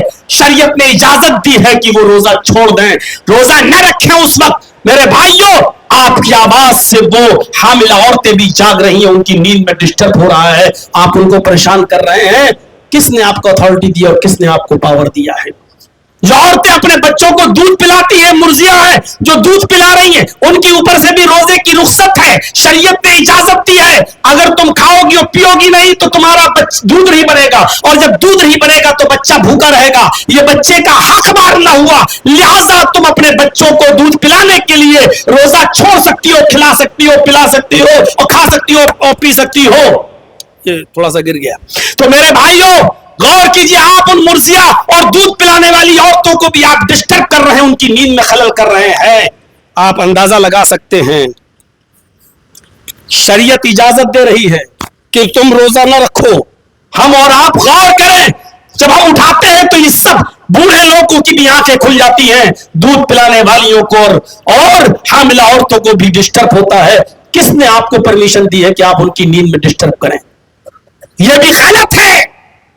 आजकल इस मोबाइल के जमाने में घर घर अलार्म है, अब क्या जरूरत है हर एक को जगाने की और हर एक माइक में शोर करने की और नज़्में पढ़ने की, हम्द पढ़ने की और गीत पढ़ने की और बार बार 5-5 मिनट पर डिस्टर्ब करने की और लोगों को उठाने की। आप लोगों को आसानियां देने के लिए पैदा हुए हैं। आज हर जगह धोखाधड़ी, इसका हक मार के उसको नौकरी दे दी, उसका रिश्वत ले लिया, ना हक को हकदार बना दिया, हकदार का हक मार लिया। और राशि वल मुर्तशी किलाहुमा फिन्नार, रिश्वत देने वाला भी और रिश्वत लेने वाला भी दोनों जहन्नमी। ये क्या है? आई हमारे लखनऊ में देखिए, आदमी मर चुका है बेचारा, वेंटिलेटर पर रखी हुई है उसकी लाश, डॉक्टर को मालूम है कि मर चुका है, लेकिन फिर भी घर वालों को नहीं बता रहे हैं। बिल पे बिल और दवाइयों पे दवाइयां लिखते चले जा रहे हैं। 50,000 रुपए रोज का बिल बना रहे हैं और 4 दिन के बाद उसको कह दिया कि आपके मरीज को हम बचा नहीं सके, सॉरी, और 2 लाख रुपए का बिल उसके हाथ में पकड़ा दिया। ये धोखा देना नहीं है तो और क्या है? मेरे भाइयों, तुम्हें मालूम है कि वो मर चुका है, बता दो, क्यों 2 लाख रुपए का खामखा बिल बना रहे हो, क्यों 1 लाख रुपए का बिल बना रहे हो, क्यों धोखा दे रहे हो? अल्लाह के नबी सल्लल्लाहु अलैहि वसल्लम ने इंसानियत को ऐसी तकलीफ देने वाले के बारे में नबी अकरम ने फरमाया, मन गश्शा फलैसा मिन्ना, जिसने धोखा दिया वो हम में से नहीं, वो हम में से नहीं है। और इंसानियत का एहतराम और इंसानियत की तकरीम क्या होनी चाहिए? मुस्तकिल अगर इंसानियत का पूरा एक मौजू सुनना है तो ऑल इंडिया अहले हदीस कॉन्फ्रेंस की वेबसाइट पे जाइए, पूरी कॉन्फ्रेंस ही 35वीं जो कॉन्फ्रेंस हुई थी पूरी एहतराम इंसानियत ही से ताल्लुक रखती है। आप पूरा देखिए और देखिए कि इस्लाम ने इंसानियत को क्या दिया है। मेरा चूंकि मुस्तकिल मौजू ये नहीं है इसलिए हम ज्यादा उस पर रोशनी नहीं डालेंगे। तो रास्ते से तकलीफ दे चीज को हटा देना भी ईमान का एक शोबा है, लोगों को तकलीफ से बचाना भी ईमान का एक शोबा है, और जानबूझकर लोगों को तकलीफ देना और तकलीफ दे चीजों को रास्ते में डालना ये बायस अजाब है। तो 2 चीजें मेरी हो गई हैं, पहली चीज ला इलाहा इल्लल्लाह और दूसरी चीज रास्ते से तकलीफ दे चीज को हटा देना। मेरे भाइयों, तीसरी चीज पर आइए जो आज हमारे मुआशरे का एक जबरदस्त हिस्सा है, वल हया शोबतुम मिनल ईमान, और हया भी ईमान का एक शोबा है। बुखारी की एक हदीस मैं चाहता हूं कि आपके सामने रख दूं, इससे आपको पता चल जाएगा कि शर्म हया क्या है, और जिसके अंदर से शर्म हया निकल जाए तो वो इंसान क्या करता है। बस बुखारी की इस हदीस ने क्लियर कर दिया, बस एक लाइन की हदीस है। अल्लाह के नबी ने फरमाया, इज़ा लम तस्तही फफ़अल मा शीत, इज़ा लम तस्तही फफ़अल मा शीत, जब शर्म हया तेरे अंदर न रही तो जो तेरे दिल में आए वो कर। मतलब समझ रहे हैं ना, कितनी क्लियर ये बात कह दी गई। अगर तेरे अंदर से शर्म हया ही निकल गई तो अब कोई जरूरत नहीं तुझे समझाने की, क्योंकि अब जब शर्म हया ही नहीं रही तो जो भी तेरे दिल में आएगा वो तू करेगा, क्योंकि जब शर्म ही नहीं रही तो फिर अब तुझे रोकना बहुत मुश्किल है। गौर कीजिए, सोचिए, कल तक हमारी मां बहनों बेटियों के खूबसूरत गालों को आसमान की नजरों ने भी नहीं देखा था, लेकिन आज उनके सीनों पर और उनके सरों पर दुपट्टे भी गायब हो चुके हैं। जो चाहे उनको जिस हाल में चाहे उनको देख सकता है, और ये भी इसको बुरा नहीं समझती हो, बुरा नहीं मानती। इज़ा लम तस्तही फफ़अल मा शीत, जब शर्म हया निकल जाए तो जो दिल में आए वो करो, यानी जब शर्म हया ही नहीं रही तो तेरा दिल में जो आएगा वो तू करेगा। तुझे कोई आर ही नहीं रहेगी, तुझे कोई शर्म ही नहीं रहेगी। शर्म हया सिर्फ औरतों से ताल्लुक नहीं रखती है, शर्म हया का ताल्लुक मर्दों से भी होना चाहिए। आइए मैं तुम्हें सुनन नबी दाऊद की सैर कराता हूं और एक वाकये की तरफ लेकर चलता हूं। अल्लाह के नबी सल्लल्लाहु अलैहि वसल्लम अपने घर में लेटे हुए हैं। हजरत आयशा इस हदीस की रावियां फरमाती हैं कि मोहम्मद रसूलुल्लाह सल्लल्लाहु अलैहि वसल्लम मेरे कमरे में, मेरे उजरे में लेटे हुए थे। आप लुंगी पहने हुए थे, सुनिए, आप लुंगी पहने हुए थे, घुटना ये सतर होता है ना, यहां से लेके यहां तक आपकी लुंगी सतर तक थी, यानी घुटने तो ढके हुए थे, लेकिन चूंकि सिली हुई लुंगी नहीं पहना करते थे अल्लाह के नबी, इसलिए लुंगी बीच से इस तरीके से आप गैप था उसमें, घुटने तो ढके थे लेकिन लुंगी बीच से खुली हुई थी। हजरत आयशा फरमाती है कि मैं अल्लाह के नबी के पास, अपने शौहर के पास बैठी हुई थी कि थोड़ी देर के बाद मेरे दरवाजे को दस्तक हुई। मैं दरवाजे की तरफ पड़ी, मैंने दरवाजा खोला तो मेरे अब्बू हजरत अबू बकर सिद्दीक दरवाजे पर खड़े हैं। उन्होंने सलाम किया, मैंने जवाब दिया। ये सलाम की आवाज मोहम्मद रसूलुल्लाह को भी लगी। मैंने कहा अल्लाह के नबी मेरे अब्बू आए हुए हैं, आपको सलाम अर्ज करते हैं। उन्होंने जवाब दिया। मैंने कहा अल्लाह के नबी आए मेरे सरताज, मेरे अब्बू अंदर आने की इजाजत तलब कर रहे हैं। आपने फरमाया अपने बाप को, अपने अब्बू को अंदर आने की इजाजत दे दो। हजरत आयशा फरमाती हैं मैंने अल्लाह के रसूल को देखा कि आप लेटे रहे, आपकी लुंगी टक घुटनों से नीचे रही लेकिन बीच से खुली रही, और आप आराम करते रहे, और अबू बकर सिद्दीक आपके पास आकर बैठ गए और थोड़ी देर गुफ्तगू में मसरूफ रहे। थोड़ी देर के बाद दरवाजे पर फिर दस्तक हुई। अबू बकर सिद्दीक अब आगे बढ़े, उन्होंने दरवाजा खोला, फरमाया क्या देखते हैं कि अब हजरत उमर आए हुए हैं। हजरत उमर ने सलाम किया और अंदर आने की इजाजत तलब की। अल्लाह के नबी ने उनको इजाजत दी, वो अंदर आए। हजरत आयशा फरमाती हैं मेरी नजर मोहम्मद रसूलुल्लाह पर थी। आप अब भी लेटे हुए थे और आपकी लुंगी घुटनों से नीचे थी, सतर ढका हुआ था, लेकिन लुंगी बीच से खुली हुई थी। थोड़ी देर के बाद दरवाजे को दस्तक हुई। अबू बकर सिद्दीक ने, मेरे बाप ने दरवाजा खोला। अब सामने हजरत उस्मान गनी खड़े हुए हैं। उन्होंने सलाम किया, सबने जवाब दिया। हजरत अबू बकर ने कहा अल्लाह के नबी हजरत उस्मान अंदर आने की इजाजत तलब करते हैं। फरमाया उस्मान आए हैं? कहा जी।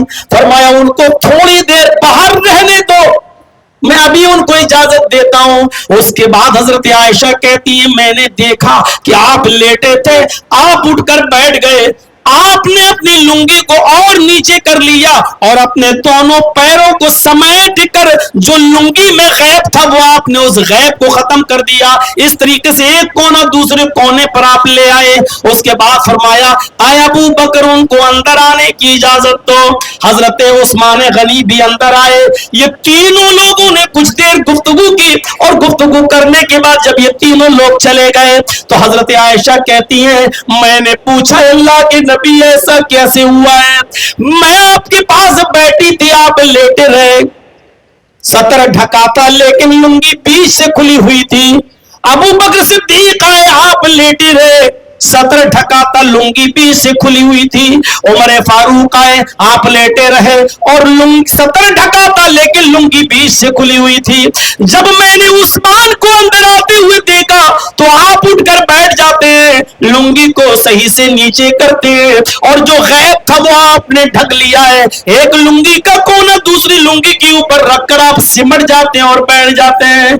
फरमाया आयशा मोहम्मद उस्मान से कैसे हया न करे? उस्मान तो वो हस्ती है, उस्मान तो वो शख्सियत है जिसे देखकर आसमान के फरिश्ते भी हया करते हैं, जिससे आसमान के फरिश्ते भी शर्माते हैं। तो फिर मैं उससे क्यों न हया करूं, मैं उससे क्यों न शर्माऊं? मेरे भाइयों इस हदीस से पता चलता है कि शर्म और हया का ताल्लुक सिर्फ औरतों से नहीं है, मर्दों से भी है। शर्म और हया औरतों में भी होनी चाहिए और शर्म और हया का ताल्लुक मर्दों से भी है, उनके अंदर भी होना चाहिए। अल्लाह के नबी सल्लल्लाहु अलैहि वसल्लम हजरत अबू बकर के सामने दोनों पैर खोलकर नहीं बैठे थे, सतर खोल के नहीं बैठे थे, सतर ढका था, लुंगी बीच से, जैसे ये शेरवानी है हमारी, ये दोनों कोने अलग अलग हैं लेकिन सतर ढका है। ऐसे ही अल्लाह के नबी की लुंगी तो घुटनों से नीचे थी लेकिन दोनों कोने खुले हुए थे। लेकिन जब उस्मान आए तो आपने ऐसे कर लिया, ऐसे, और पैर को जो है आपने लुंगी को और थोड़ा सा फैला लिया और जवाब क्या दिया? मैं उस्मान से क्यों हया ना करूं? उस्मान तो वो शख्सियत है जिससे आसमान, जिससे फरिश्ते भी हया करते हैं, तो मैं क्यों नहीं हया करूं? इससे पता चलता है कि शर्म हया का ताल्लुक मर्दों से है। खुद हजरत आयशा फरमाती है अल्लाह के नबी में इतनी हयाती, इतनी हयाती, एक कुंवारी लड़की में भी इतनी हया नहीं होगी, इतनी शर्मीली को हमने कोई कुंवारी लड़की भी नहीं देखी जितनी शर्म हया जनाब मोहम्मद रसूलुल्लाह सल्लल्लाहु अलैहि वसल्लम के अंदर थी। हाँ, लेकिन शर्म हया औरतों में, लेडीज में मर्दों की बनिस्बत ज्यादा होती है और होना भी चाहिए। तो मेरे प्यारे साथियों, आज शर्म हया का जनाजा निकला तो आप नजर डालकर देख लीजिए वेस्टर्न कल्चर ने आज हमारी मां बहनों को कहां पहुंचा दिया है। आज एक बाप खुश होता है जब उसकी लड़की इंस्टाग्राम पर कोई वीडियो बनाती है बगैर दुपट्टे के। गौर करो कि उसकी मां आज खुश होती है। अरे चुल्लू भर पानी में डूब के मर जाना चाहिए कि तू कैसी बेटी को पैदा की हुई है और कैसी बेटी को तूने जन्म दिया है कि जिसके जिस्म से कपड़े उतर गए, नीम बढ़ाना और कपड़ा दुपट्टा दूर, बाल खोलकर इंस्टाग्राम पर वो वीडियो बना रही है और तू देखकर खुश हो रही है कि तेरी बेटी अब 50,000 40,000 रुपए महीना कमाने के लायक हो गई है और तू खुश हो रही है इसको देखकर। तुम्हें पता नहीं मेरी बहनों, शर्म हया औरत का कैसा जेवर है। شاید تمہیں معلوم ہو نہ معلوم ہو تو سن لو، اللہ کے نبی صلی اللہ علیہ وسلم نے عورتوں کو کھل کر اجازت دی کہ وہ مسجد میں نماز پڑھیں، اجازت ہے۔ میں کچھ اور بتانا چاہتا ہوں، وہ سنیے۔ عورتوں کو اجازت دی نبی اکرم نے، یہاں تک فرمایا لا تمنعوا اماء اللہ ان یصلین فی المسجد، اللہ کی بندیاں اگر مسجد میں نماز پڑھنے کے لیے جائیں تو تم ان کو مسجد میں جانے سے مت روکو۔ غور کر رہے ہیں آپ؟ اگر میری بندیاں مسجد میں نماز کے لیے جائیں تو تم ان کو مت روکو، یعنی وہ جانا چاہیں تو جا سکتی ہیں، اجازت ہے۔ لیکن عورتوں کو مسجد میں جانے کی اجازت دینے والا ہمارا نبی، ہمارا پیغمبر ان عورتوں کے لیے قانون بناتا ہے اور ان کو مشورہ دیتا ہے، اور کیا کہتا ہے؟ فرمایا صلاۃ المرأۃ فی بیتہا افضل من صلاتہا، کہ آئے عورتوں، تمہارا اپنے گھر میں نماز پڑھنا، تمہارا اپنے گھر میں نماز پڑھنا مسجد میں نماز پڑھنے سے بہتر ہے۔ عورتیں مسجد میں نماز پڑھنے کے لیے جا سکتی ہیں، جانا چاہے تو تمہیں روکنے کا حق نہیں ہے، ادھیکار نہیں ہے۔ اللہ کے نبی کہتے ہیں کہ مت روکو۔ حضرت عمر فاروق جب روک رہے تھے تو لوگوں نے کہا، ان کی بیوی جایا کرتی تھی، لوگوں نے ان کی بیوی سے کہا امیر المومنین تو دوسری عورتوں کو روک رہے ہیں اور خود عمر کی بیوی آ رہی ہے، تو ان کی بیوی نے مسکراتے ہوئے کہا کہ عمر سے پوچھو اپنی بیوی کو کیوں نہیں روکتے۔ لوگوں نے عمر سے پوچھا اے امیر المومنین، ساری عورتوں کو تو آپ منع کرتے ہیں لیکن مسجد میں خدا آپ کی بیوی آتی ہے، تو حضرت عمر اس کا جواب یہ دے کر دیتے تھے کہ لوگوں، میرا حکم تو سب کے لیے ہے، لیکن جب میں اپنی بیوی کو روکتا ہوں تو وہ مجھے یہی حدیث سناتی ہے کہ جب ہماری اللہ کی بندیاں مسجد میں نماز پڑھنے کے لیے جانا چاہیں تو تم ان کو مت روکو۔ وہ ڈائریکٹ کہتی ہے محمد رسول اللہ نے اجازت دی ہے تو تم کون ہوتے ہو روکنے والے؟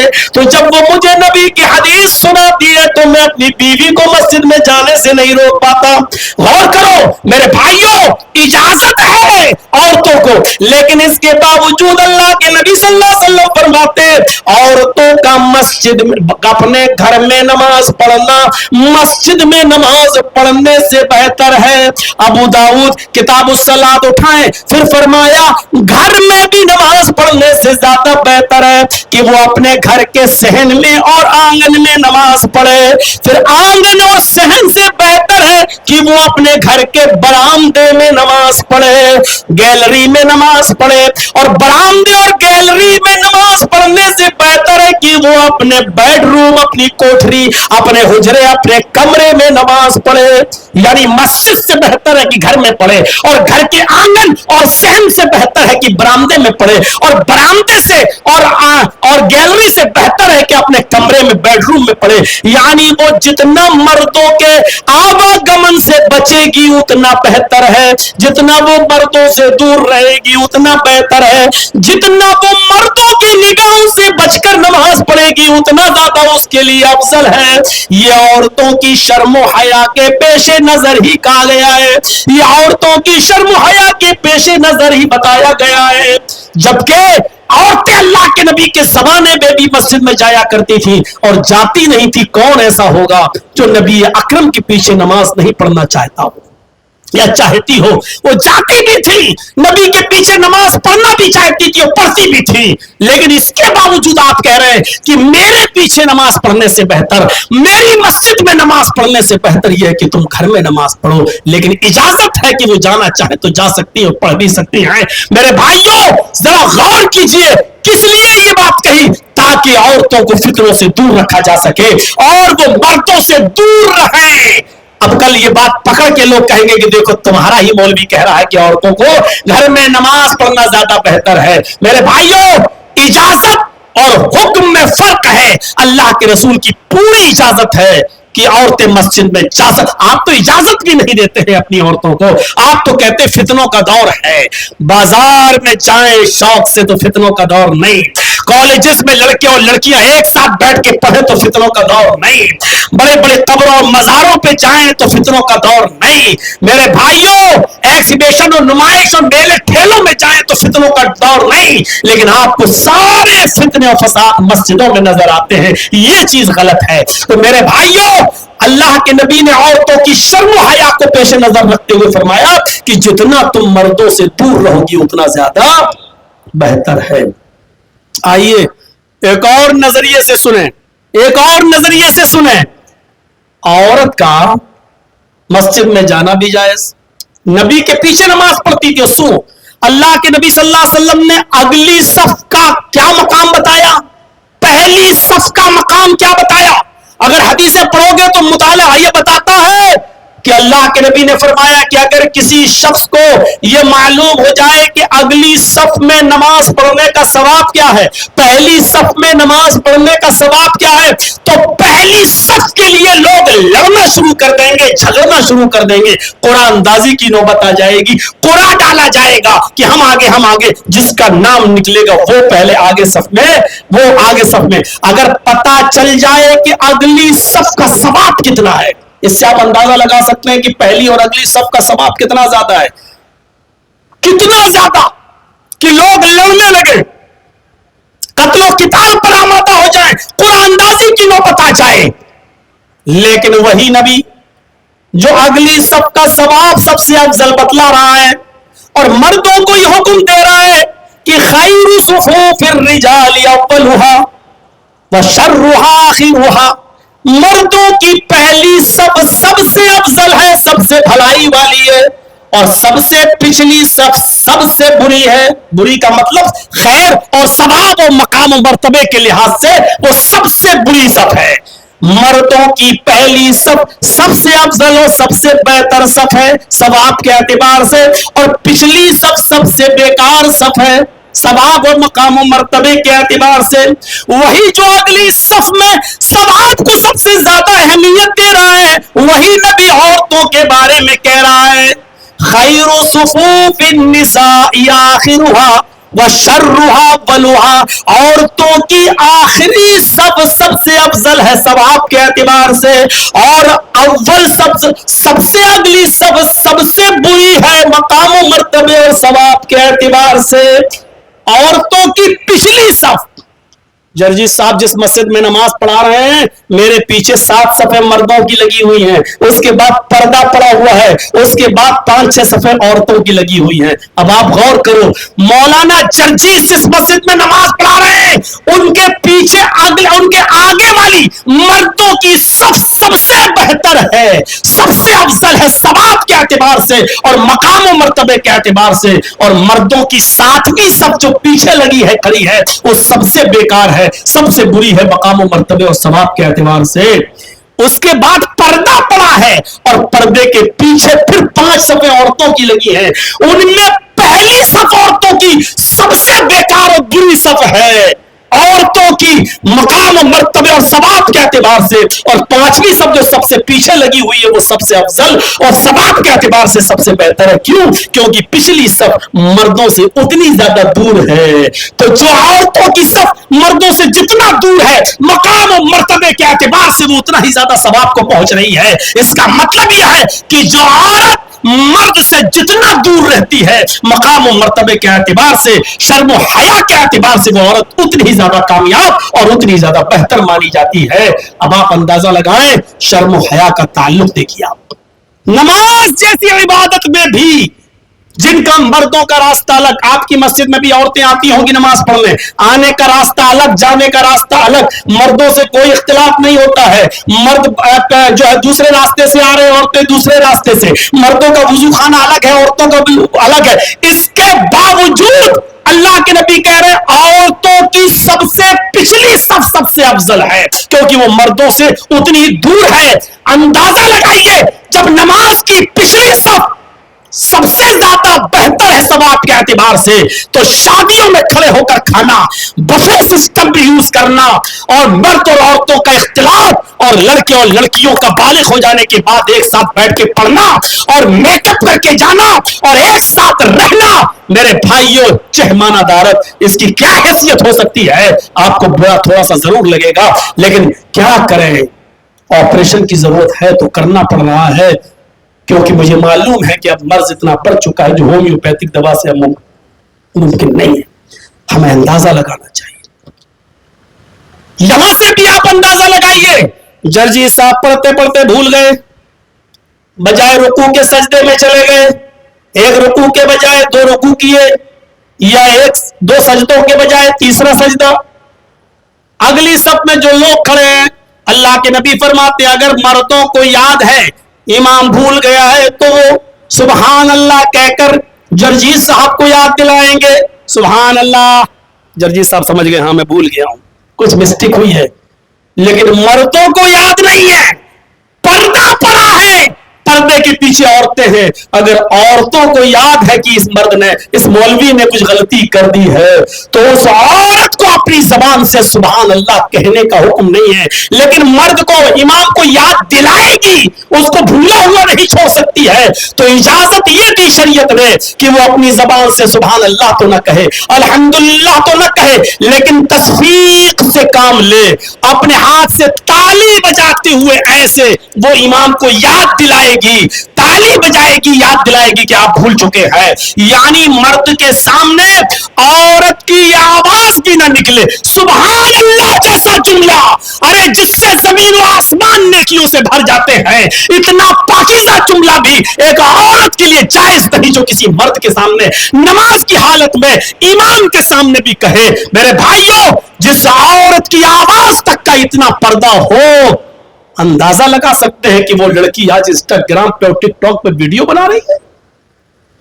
غور کیجیے آپ، ہم نے کہاں پہنچا دیا شریعت کو، اور کس طریقے سے ہم نے شرم و حیا کا آج مذاق بنا کے رکھ دیا ہے، مذاق بنا کر ہم اندازہ لگائیں ہم کہاں ہیں، کیا ہو رہا ہمارے سماج میں۔ سبحان اللہ یہ جملہ کتنا پاکیزہ ہے، زمین و آسمان نیکیوں سے بھر جاتے ہیں جملے کے کہنے سے، لیکن یہ جملہ بھی ایک عورت کو کہنے کی اجازت نہیں ہے، وہ بھی مسجد کے اندر پردے کی ووٹ سے بھی۔ آپ اندازہ لگا رہے ہیں کہ ہمارا سماج کہاں جا رہا ہے، اسی لیے کہا اذا لم تستحی فافعل ما شئت، جب شرم و حیا نکل جائے گی تو جو تیرے دل میں آئے گا وہ کرے گا، وہ کرے گی اور کرے گا۔ میرے بھائیوں ہو رہا ہے، اپنے گھر میں اپنے باپ کا کپڑا دھونے پر لڑکی بے عزتی محسوس کرتی ہے، اپنے بھائی کے کپڑا دھونے پر بے عزتی محسوس کرتی ہے، اپنے شوہر کے کپڑے دھونے میں بے عزتی محسوس کرتی ہے، اپنے گھر والوں کے لیے کھانا بنا کر ان کو کھلانے میں بے عزتی محسوس کرتی ہے کہ گھر کی 4 دیواری میں سرو کر رہی ہے، گھر کا کام کر رہی ہے، شرم و حیا کی بات۔ لیکن عقل مندی دیکھیے، دانش مندی دیکھیے، ہماری یہی بیٹی جب کسی ہوٹل میں پرائے مرد کو جب کھانا سرو کرے تو یہ ترقی ہے، یہ ترقی یافتہ دور ہے، دوسروں کو کپڑے لا کر دے تو یہ ترقی یافتہ دور ہے، دوسروں کو چائے سرو کرے تو یہ ترقی یافتہ دور ہے، ان کو گارڈنگ کرتے ہوئے ان کو گھمائے پھرائے تو میرے بھائیوں یہ ترقی یافتہ دور ہے۔ کیا سوچ ہے آج ہماری، یہ شرم و حیا جب نکل جاتی ہے میرے بھائیوں تو یہی ہوتا ہے، اپنے ماں باپ اپنے بھائیوں کو کھانا کھلانے میں لڑکی شرم و حیا محسوس کرتی ہے، لیکن دوسروں کے لیے وہ عزت محسوس کرتی ہے اور کہتی ہے کہ یہ آزادی ہے، آزادی نسواں کا یہ دھوکہ ہے، یہ دھوکہ ہے۔ میری بہنوں سمجھنے کی کوشش کرو، سمجھنے کی، ارے شریعت نے تو تمہاری شرم و حیا کا اتنا خیال رکھا، ہمارے نبی نے تو اتنا خیال رکھا کہ شادی کے منڈل پہ بیٹھی ہوئی ہو، اس موقع پر شوہر کے آدمی کے نکاح سے پہلے، لڑکے کے نکاح سے پہلے آپ سے پوچھا جا رہا ہے کہ فلاں لڑکے کے ساتھ اتنے روپے مہر کے بس آپ کا نکاح کیا جا رہا ہے، کیا وہ رشتہ آپ کو قبول ہے؟ اس موقع پر بھی شریعت نے نہیں کہا کہ تم زبردستی اپنے منہ سے کہو کہ ہاں مجھے قبول ہے۔ سوچو، پہلی بات تو یہ جہالت ہے کہ اس موقع پر ہم پوچھتے ہیں، ارے جب رشتہ لگا اسی موقع پر پوچھ لیجئے کہ بیٹی فلاں لڑکے کے ساتھ رشتہ آیا ہے، मैं खुश हूं, क्या तुम्हें भी वो रिश्ता पसंद है? और उसी वक्त हाँ नहीं का जवाब आपको मिल जाना चाहिए। बहुत से तरीके हैं पूछने के, लेकिन क्या होता हमारे समाज में कि जिस दिन बारात आ गई, लोग बैठ गए, शौहर का दूल्हा का निकाह पढ़ाने से पहले दो कोई काजी होता, वकील होता और गवाह होते हैं, ये लोग जाते हैं लड़की के पास, जबकि शरीयत में न काजी है वो, न वकील है, न गवाह है, कुछ नहीं, बस दो जाते हैं वहां और उससे कहते हैं कि बेटा फला फला के साथ तुम्हारा निकाह किया जा रहा है, क्या तुम्हें कबूल है? हमारे इलाके में ऐसा होता, और लड़की बैठी है, उसकी सहेलियां कोहनी मार के कहती है हाँ कह दे है, कह दे हाँ मुझे कबूल है, और जब तक वो मुंह से बोल नहीं देती है बेचारी, तब तक उससे बुलवाती रहती है, कहो तो 10 15 20 बार जब कहती है तब कहती जी हमें कबूल है। अरे तुम होती कौन ये सब कहने वाली? शरीयत ने हमारी माँ बहन बेटियों की ऐसी इज्जत, उनकी शर्म हया का इतना ख्याल रखा है कि कहा उनसे एक बार पूछो, और अगर वो खामोश हो जाएं तो उससे जबरदस्ती मत कहलवाओ कि हाँ है, इज़्नुहा सिमातुहा, उस लड़की की खामोशी ही उसकी इजाजत है, क्योंकि शर्म हया वाली होती है लड़कियां, वो कैसे कहते हैं कि मुझे रिश्ता कबूल है, हाँ मुझे वो लड़का मंजूर है, नहीं कह, मत कहलवाओ उनके मुंह से। शरीयत ने क्या कहा? अल्लाह के नबी ने इज़्नुहा सिमातुहा, बस उसकी खामोशी ही उसकी इजाजत है, अगर वो खामोश रह जाए तो समझ लो इजाजत है, आ जाओ लड़के का निकाह पढ़ा दो। मेरे प्यारे साथियों, जिस शरीयत ने लड़कियों के बीच में भी जबरदस्ती हाँ नहीं कहलवाया हो, उनकी शर्म हया के पेशे नजर, तो आप कौन होते हैं उनको बाजारों में बेपर्दा घुमाने वाले? अब मैं उस तरफ नहीं जाना चाहता हूं कि दयूस किसको कहा गया है,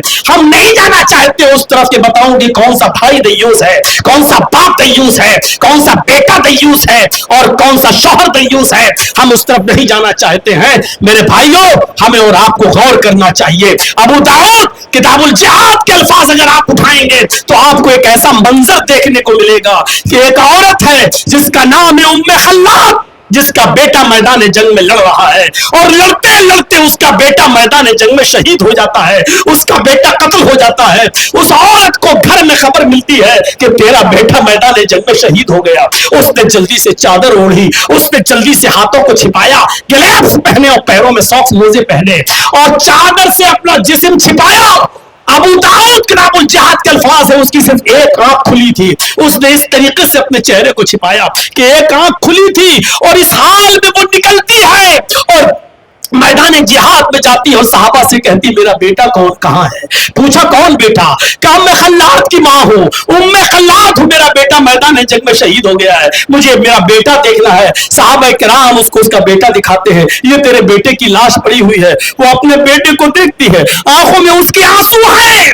सहाबा ने कहा तुम्हारा बेटा खो गया है, तुम्हारा बेटा मैदान जंग में कत्ल हो गया है और तुम इतने पर्दे में आई हो। ऐसी हालत में तो औरतें पागल हो जाती हैं, अपने बाल खोल के नोचने लगती हैं, अपना गिरीबान चाक करने लगती हैं, और इस हाल में तुम इतने पर्दे में इतनी हया के साथ आई हो, तुम अपना बेटा सही से देख लो। उसने कहा मोहम्मद के साथियों, कसम है उस जात की जिसके कब्जे में मेरी जान है, जब तक तुम मेरे बेटे के पास इर्द गिर्द खड़े रहोगे मैं अपने बेटे की लाश को सही से नहीं देख सकती, तुम यहां से जाओ। कहा इस हाल में भी तुम इतनी हया कर रही हो? अरे मेरी बहन, इस हाल में भी तुम्हें इतनी हया? कहती है क्या जवाब देती है? उस औरत का जवाब सुनो। हाँ, आए मोहम्मद के साथियों, मैदान जंग में मैंने अपना बेटा खोया है, मैदान जिहाद में मैंने अपना बेटा खोया है। फलम उर्ज़ हयाई, आए मेरे साथियों, मैं अपनी हया खोने नहीं आई, मैं अपनी शर्म खोने नहीं आई, मैं अपना पर्दा खोने नहीं आई। मैदान जंग में मुझसे मेरा बेटा खोया है, पर्दा नहीं खो सकती हूं, मेरा बेटा मुझसे छीना गया है, हया का जनाजा नहीं निकाल सकती हूं। यानी इस हाल में भी वो हया कर रही है, इस हाल में भी वो पर्दे के साथ आती है। मेरी बहनों, इन तमाम वाकयात को सुनने के बाद कुछ इबरत हासिल करो। 12 बज चुका है और मैं नहीं चाहता था कि इतना वक्त हो। तो मेरे प्यारे साथियों, हम अल्लाह से दुआ करते हैं कि बारे अल्लाह तौहीद तो हमारे अंदर कूट कूट के भर दे। ऐ अल्लाह, हमें इंसानियत के फायदे के लिए जीने की तौफीक अता फरमा, और इंसानियत को जहां नुकसान पहुंचे वहां में तड़पने की तौफीक अता फरमा। ऐ अल्लाह, हमें मर्दों को भी और हमारी माँ बहनों के भी अंदर भी हया कूट कूट के भर दे, शर्म हया का पेकर बना दे। बारे अल्लाह, ہمیں جب تک تو زندہ رکھ اسلام پہ زندہ رکھنا، اور جب ہمارا خاتمہ ہو تو ایمان پر ہمارا خاتمہ فرمانا. وما علینا الا البلاغ المبین وآخر دعوانا ان الحمد للہ رب العالمین. السلام علیکم ورحمۃ اللہ وبرکاتہ.